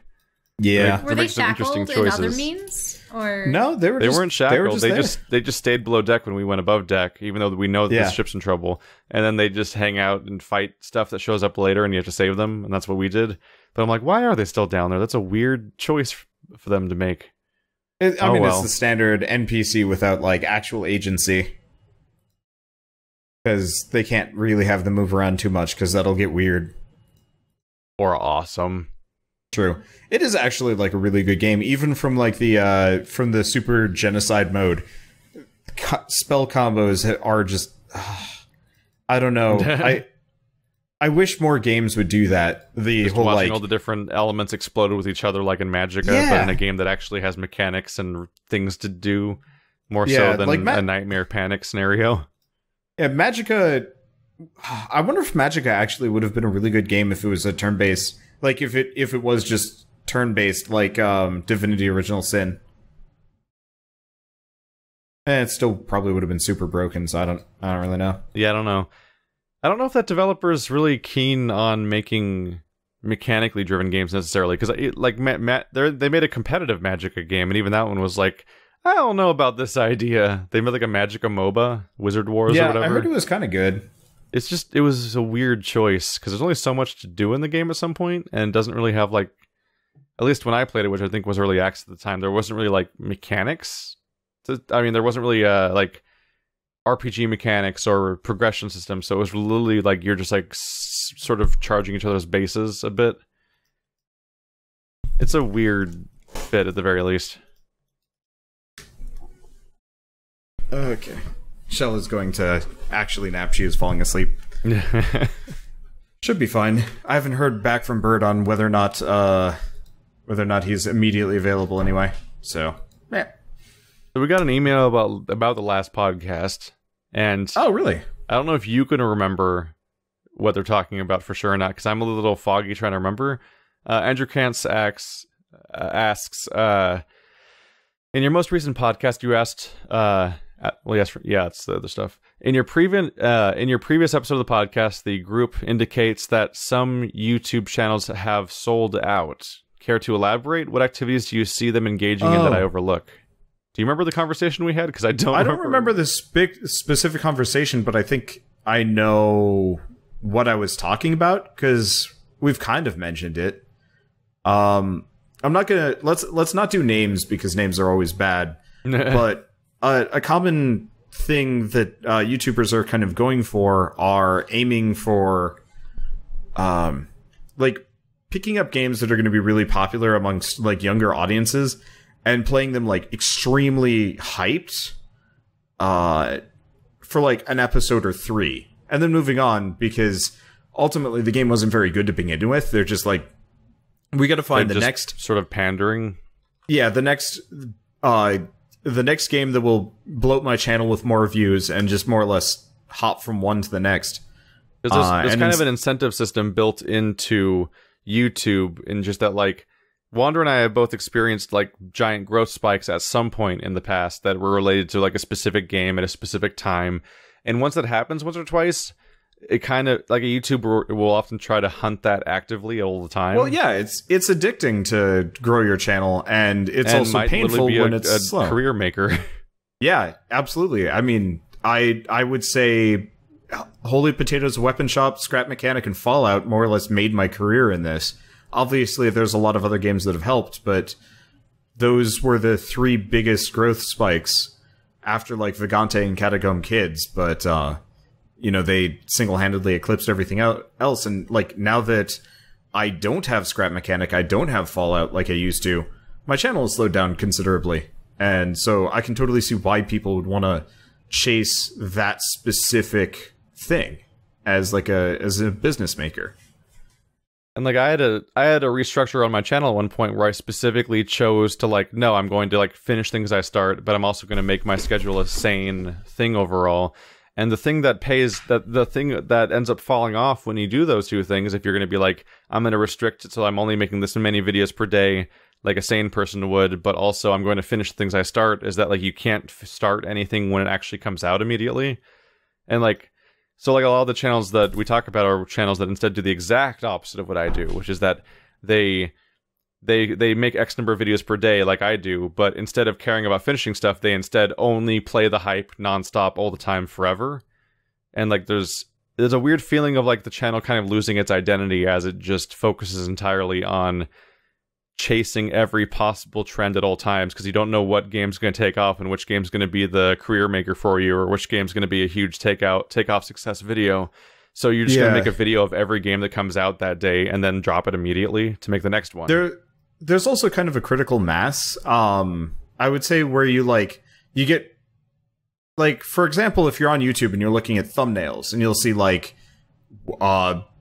best game ever in like big bubbly text and like maybe a little bit of like some kind of gameplay asset in there in the corner, or like maybe somebody's face and they're like looking really shocked and excited, or a photoshopped brightly lit picture of somebody's face looking really hype while giant yellow bubble text pops up on the screen and the title's all in caps lock and with exclamation points, and it's just trying to hype. Yeah, and you kind of hit this like weird critical mass, and it works. Like, that's the crazy part. Like, you think people get really bored of this, and, you know, maybe some older people definitely do, but younger audiences definitely don't get tired of this nearly as fast. And so this actually really is the moneymaker for a lot of these guys, is just hopping from one viral success to the next. And YouTube actually will kind of feed into this. Any video that's getting, you know, say thousands of views per hour will instantly go on the what's trending list, and, you know, shows up on the front page, even if you're not subscribed to the person. And so a lot of these guys hop on this train, and you can grow your channel considerably as a result. But for us that kind of refuse to do that, it really does kind of feel like selling out, because it feels cheap, and it kind of feels like it's cheapening what we do. I need to just point out how gargantuan your channel is right now real quick, Wander. Boy, oh boy. So I just looked at your last 30 days stats. You passed Splattercat. Really? That actually happened. You got more video views in the last 30 days than Splattercat. Holy shit. I've actually been... Oh, yeah. I'd almost say, though, that's a metric of me being static, but stable, than him. Because I actually have not gotten... I have not grown much in the past year. More or less, I got up to about 2.5 million views, and then I've just been hanging here for a while, because ending Scrap Mechanic and Fallout has actually kind of killed me, and I've been like kind of scraping by. But that is neat. For people wondering why this is kind of important, for both Keith and myself, Splattercat was the channel that sat above us, always. Every series we would do, he'd probably also be doing, and he'd always be the one, you know, first paged on the search results, and it was just pervasive, so he was kind of always the benchmark. And it is actually weird to be passing him. That's sort of, well, a standout leap. You're also not that stable. Like, you actually, your views per month increased by about 1 million about halfway through this year. True. Well, so when I say static, I mean like a year ago, more or less a year ago today, was when Scrap Mechanic and Fallout were really, really taking off. Yeah. And then you can see that lowest point is actually when I'd stopped. I'd stopped both of them. That big dip was me stopping both Fallout and Scrap Mechanic in the same go. And that's why I went down so hard. It also coincides with the Adpocalypse, which was not a pleasant feeling either. Like, generally, like, when I look at Let's Play channels, what I hold as, like, a positive example for, like, the genre is something more along the lines of, like, Game Grumps or Super Best Friends Play, where, like, it's just a channel that does what it does, and it doesn't feel like it's being constantly motivated by outside forces to change what it does. Yeah. And so on various levels, other channels often sell out to do different behaviors. And you kind of lose your identity along the way. You kind of become like the other channels that are also all chasing the same trends, but also like there's just like it hurts the content itself when you're like, instead of doing what you want or having a specific vision for your channel, you're like obsessing over the exact thing that'll be successful at the next turn. Because like, if you watch Achievement Hunter, for example, which I think is an example of this, like if you've watched like over the years, like there's like the Minecraft series was like their core thing for the longest time on their Let's Play channel, and that was like a thing that was like for a period of time, it kind of felt like its own thing. It was like, oh, look at this. It's like they're playing on Xbox for some reason, and it's six six perspectives being edited interchangeably into one video. I'm like, this is like I'm not saying that's somehow an original thing no one's ever done before, but like that was like part of an identity of what an Achievement Hunter like or Let's Play video was, like what that community would make together. But nowadays, when you look at that channel, like, they usually don't have ongoing Let's Plays. They basically have I think it's on Wednesdays it's Minecraft, and on Fridays it's Grand Theft Auto or something like, or Inverse or something like that. I've mixed them up or something, but like they have those two staples, and then the rest of their videos are usually like, here's the MOBA that paid us to make a video this week and stuff like that, and like they will be like thrown into this one game that's like the next hype thing that week, and none of them really know what's going on, and if the right people aren't in the office that day, who cares? Whoever's in the office is going to be making that video that day, and so they pass it off to somebody else to edit it, and somewhere in the video, usually Jack will like really awkwardly start explaining midway through, like, he'll start like trying to read the notes, basically, like the bullet points of like what they're supposed to say in the promotion video, because they're supposed to like talk about the bullet points that are basically supposed to sell people on the game. And so like that's like the other side, is like there's the people we talked about without naming names really, about like the people that just like chase trends at the cost of their own channel, and then you have also something like Achievement Hunter that like literally does ads for videos, where like their video is a paid promotion video, and they happen so often that it feels like most of them are that at some point, where they're just like, we're playing this game because it's coming out this week and the developers are paying us to do it. Here's the bullet points that we're going to really inorganically implement into the commentary about what's going to sell you on the game. And I'm like, this doesn't feel like what the point of making this kind of channel anymore. And it's kind of a bummer. Yeah. It is a bummer. I can also understand the like flipped perspective. I mean, Rooster Teeth has grown considerably over the years. They're a big thing. They have games, TV shows coming out of it, and as such, like, monetization, especially through YouTube, which has been historically extremely, well, you said it was super consistent for you, but like I got hit kind of bad, and like I'm still not as good as where I was a year ago and stuff like that. And like I can see why to never actually make that much money on YouTube, and then you can't lose it that much. Yeah, it's be poor and accept being poor. But like for Rooster Teeth, they very clearly have, like, begrudge these people too hard, because of the fact that like I did a budget recently, and it was a kind of a cynical budget to be more safe about it. And yeah, like my margin for error of like money to spend on like my disposable income, the stuff that's not accounted for by all of my bills and living and average cost of like food prices per month and stuff like that, like my leftover money based on my projected income each month is like $200. Oh wow. Yeah, like I understand the idea of like going that length. Like, here's the stuff that makes you more money. Like both sides of the sellout spectrum we've talked about here is like, I totally get it, because it's your life and you gotta do shit. Like, it's certainly an easier pill to swallow than like going back to working at restaurants or cubicles or whatever to make the same money that you didn't want to make because you were afraid your YouTube audience might think you were selling out or something. Like, I get it.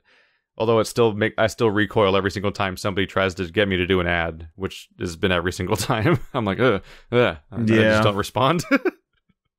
Yeah. It makes me uncomfortable to even think about it, but I get it though. And people in my family would be mad at me if they found out that I don't do ads when they approach me, because I'm like, I don't have money. That's a real issue. But we do it for fun, right, Wander? Yeah. No, I've been having a lot of fun, actually. I know you're not a big fan of the... I'm going to switch gears for a second, because there's a couple of games I want to mention before we go... we go probably on break and wait for Bird and Shell to be ready for Divinity Original Sin. But you never cared about Homestuck, right? It was just kind of like a thing on the internet for you. It's not even that. It's a you don't word. know what it is. Yeah. Okay, it's a so word Homestuck that keeps coming up, and that's all I know about it. So you know how Undertale was like crazy popular, right? Yeah.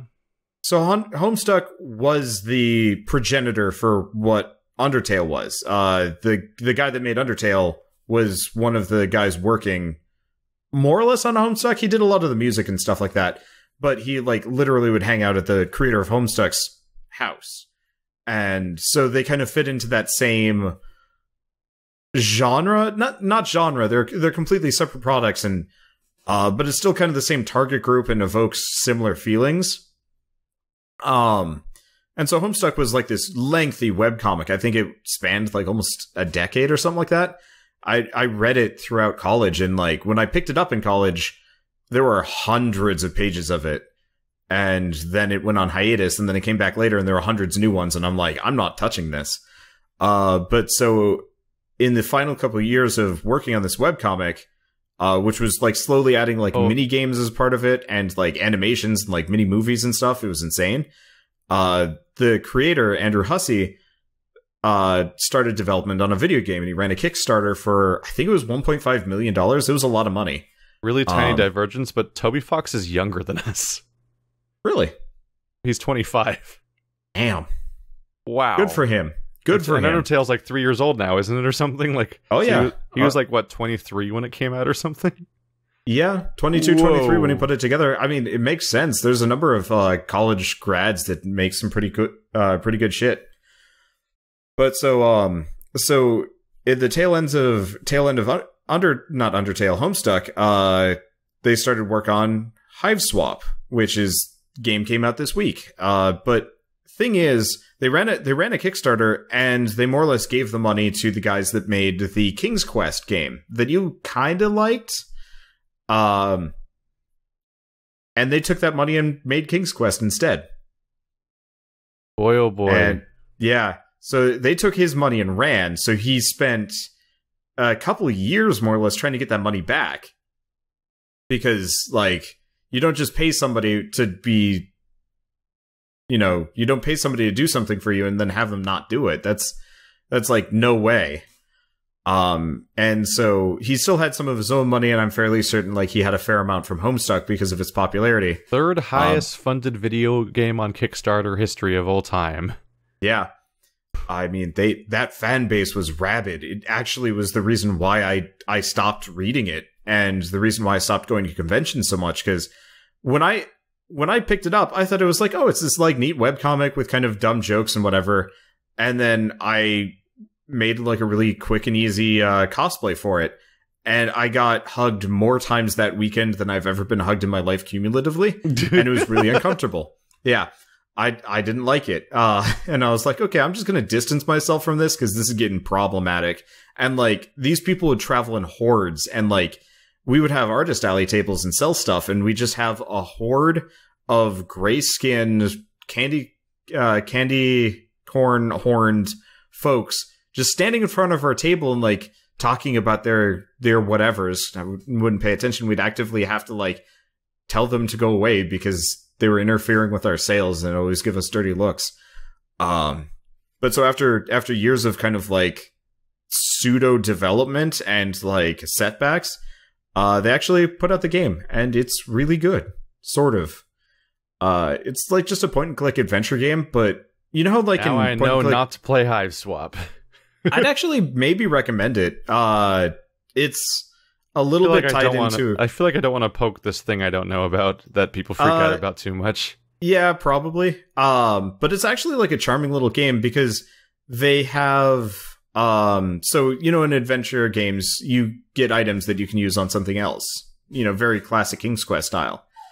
Except for every single one of them, there's a text box. Every environment object interaction, even if they make no sense, there is a lengthy like blurb about the character's thoughts or something, including puppy surprise. Yeah, so there's like a puppy surprise where the main character's like stored all of her precious belongings, and Shell is back again. Only to talk about Puppy Surprise. Let's not. Oh, please, can I at least explain it? But no. Okay, so back in the early 90s, there was a stuffed animal toy series called Puppy Surprise, Kitty Surprise, Bunny Surprise. And essentially what you did was you purchased a mother puppy cat. Well, actually, mother puppy wouldn't be a puppy. It would be a mother dog. A dog, cat, or bunny. And they'd be brightly colored. And they had a Velcro pouch in their stomach.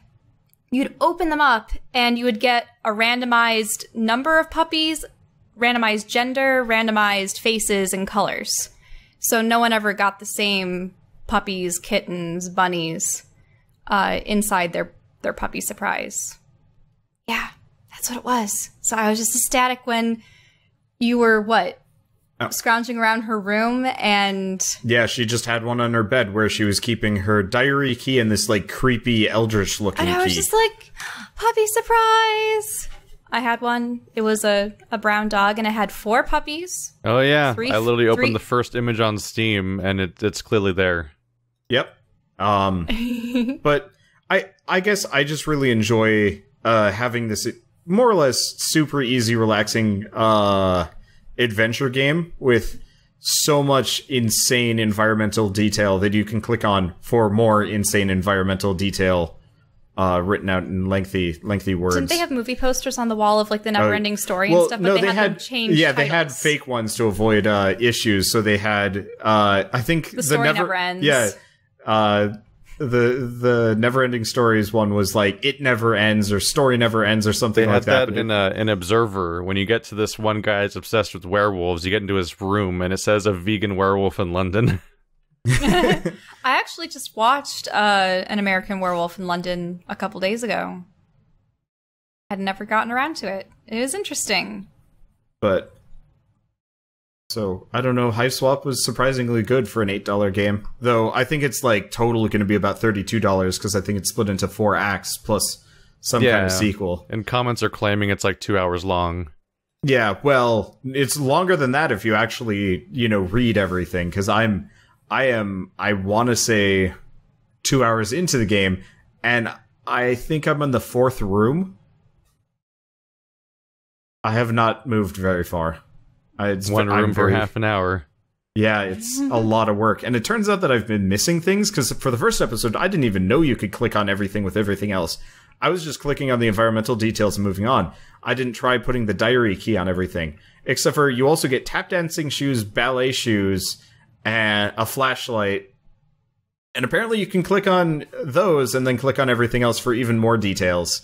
And then you can click on each other. It's a mess of words, but I was actually like really happy with how like charming and detailed it was. Let's see. I'm just trying to decipher these screenshots. They're dense. It is a very dense adventure game. That's a really dark and concerning controversy in the background there with the Odd Gentleman and stuff. Yeah. Wait, what's concerning? The developers of the King's Quest games, Odd Gentleman, more or less stole $800,000 to fund a different video game. Wait, so was it like something where they kickstarted something or did something else? Like, whose money was it? It was so Andrew Hussey, the creator of Homestuck, kickstarted Hiveswap. Okay. And gave $800,000 to a development studio to make Hiveswap. And they said, sure, thanks, we'll get right on it. And they made a completely different game. Ew. Yeah. Like, anytime I hear of a developer do that, I'm just like, oh, how did you... I wonder if the connection's there or if it's just like a rumor that took fire or something. Like, I wonder if anyone official has come out and like and called attention to this, or if it's always been like a weird like John and Aaron are fighting like rumor. Just because like King's Quest was published by Activision, like the idea that they would need like did you say $8,000 from the Homestuck people? Yeah, 800,000. Just the idea that they'd need to pocket Homestuck money when their games being published by Activision seems weird. But I don't know. Yeah, unfortunately, I think it's super hush-hush, probably because lawyers are involved. All I know is that the first episode of King's Quest was really good, and none of the other ones were as good as the first one. And it's really interesting that the first one's the free one you can play, because then I can like be like, "Hey, go check out that free first episode of King's Quest," and then stop. Yeah, so technically, the not official word, but from what everybody's gathered is they got a lot of money from Hussey, and then they didn't make a game. They didn't really do much of anything. I think it got kind of Duke Nukem Forever'd. And then they made King's Quest, so there might not be a connection for that. They announced that they were being added to the project in like June, and then they announced that they were no longer on the project in October. Wow. Like it's there wasn't even like developer hell. It was like a couple months, and then they were off the project. Like whatever happened there was like fast. But yeah, chances are if lawyers are involved, nobody can talk about it. I would not be surprised if the entire thing might never fully come to light just because of legal NDAs and dumb bullshit. Mm-hmm. Well, also, I know that Hussey is very protective of his IPs and stuff, too. Especially when it comes to, I think you guys were talking about artist alleys and, you know, people trying to churn out videos quickly for a couple games. It's sort of like that with the fan art community. People are technically not supposed to be making money off of fan art. Especially for various IPs, and people will, and they'll just hop from new series to new series, make a, you know, what? No, keep going. And the problem is, then they don't have any art of their own, nothing of their own unique characters or IP, and if ever they get slammed with, you know, a DMCA or a copyright or anything, then they're in a bad place. It's not like that for you guys, though, but... So, my last thing with it is, you know, obviously it's so jam-packed with writing, which I really love because it's nice and snarky and amusing to read. But since there's so much details, I was kind of like, should I do this? Should I not do this? And a lot of people were like, yes. And there's always that small minority that I almost never have to deal with that are like, stop reading the game. Like, go do other things. And I'm like, what am I supposed to do? This is the game. There's nothing else to it. Well, I reached like, peak levels of stupid for that before, because there's a specific subgenre of like indie game walking simulator games that are all like in this post BioShock world of being inspired by heavy environmental storytelling, and like it's the stuff that is like Gone Home, or what I actually played in this case would be more so What Remains of Edith Finch. And, like, people always... There's always that guy that's like, just fucking go to the next place already. It's like, literally the point of this game is what I'm doing. Like, that's what you're that's what you're supposed to do, is go look at all the shit and, like, do stuff. And, like, there's always the idiot that's like, no, beat it very fast and run past everything. I always do that instinctually because I think it's... That, like, I already got a comment that's like, over an hour and still on the boat on Divinity. It's like, that's the point. What are we supposed to do? Just, are we supposed to race through this? Yeah. I investigate everything instinctually because you never know when something's going to be relevant later on to, you know. Oh yeah, no. Divinity Original Sin is definitely going to be one of those where you have to. Well, you don't have to, but like if you are super thorough, like eating that lizard lady's leg means we've learned potentially a villain's name, which is cool. But also, are you sure it was the villain? Might have been. She was trying to save somebody. Him. Sorry, somebody. Yeah. Whatever. It's an important thing, regardless. It's so important that you definitely didn't remember it. Well, it'll be important later when we meet the guy. We're going to be like, oh, that's the guy, and that's the guy. Get him, because apparently I think he's a villain. Hey, look, I have fire magic. I can start fights whenever I want. We just start writing things down. Apparently. It's been interesting seeing the comments for that series already, because people are immediately... It's only been like 2 or 3 people, so I don't know if there's anything to go on, but like there are some people that are actually taking the exact opposite stance that I would expect. Because for me, I'm like, we've got to carefully stick together, and like we're recording this, we got to share the perspective and be able to tell what's going on, and I think that's correct that the fewest people will be bothered by that. But there are people on the other side that like everybody should split up and do whatever the fuck they want, and like you choose to share whatever information you choose to share with each other, like in an actual D&D campaign, and maybe you are competing against each other, so you use the chance to like get the advantage against the other players towards the final goal at certain moments by getting things from them. But like, I just like it might be an interesting experiment, but that could go wrong so immediately. Well, the main problem is just like there'd be editing that would be a small nightmare. That's part of the reason why I was actually asking, do we want to do the adversarial quests and missions? Because every time that happens, we'd effectively have to leave TeamSpeak or mute TeamSpeak so you couldn't hear everybody else in the background. Because if I'm talking to NPC, I don't want to hear you and Bird making a joke about something when I'm trying to actively learn a detail that I might then use against everybody. It really does feel like one of those neat things that would be great, but would not at all work on a YouTube series.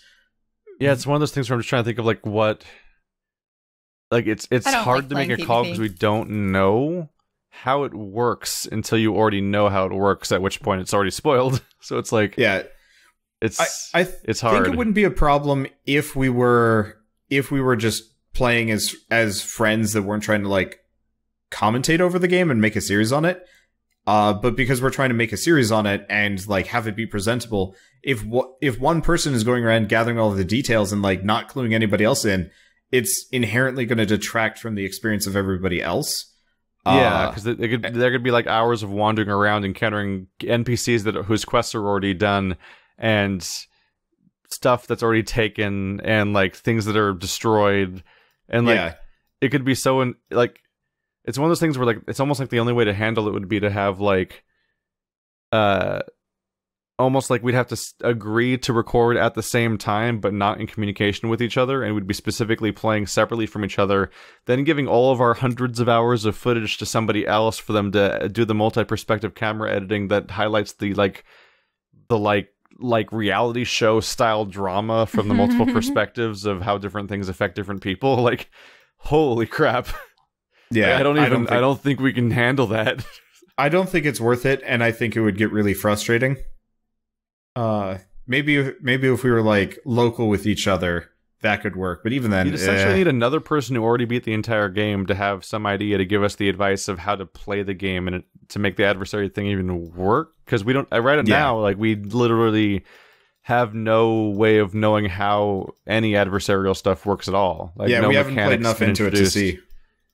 We haven't even had like a conversation like in the first game where you would be like talking to each other. Like we haven't even gotten that much yet. So like we just know so little so far that we can't really make a call reasonably yet. But we'll see. Just maybe we'll learn something along the way. I'm just inclined against betrayals and backstabbing, especially in like a long series, because if the well somehow does get poisoned, it only gets worse.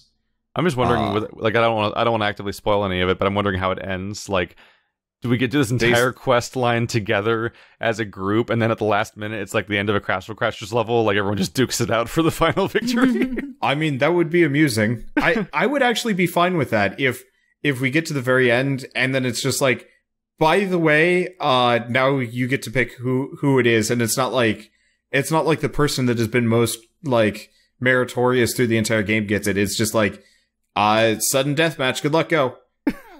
Like, I know that would be kind of frustrating, but I think that would be the only way to do it without really pissing anybody off. But I don't know.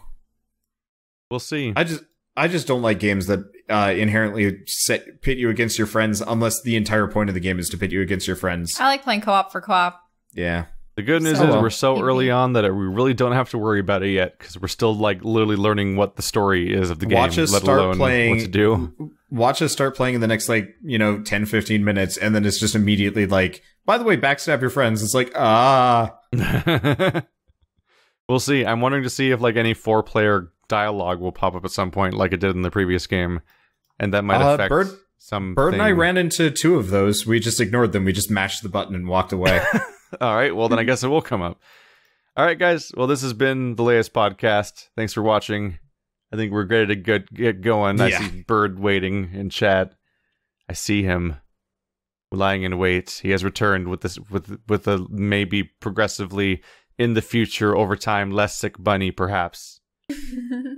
Or maybe a raving rabbit. Who knows? Oh, God. See you guys next time.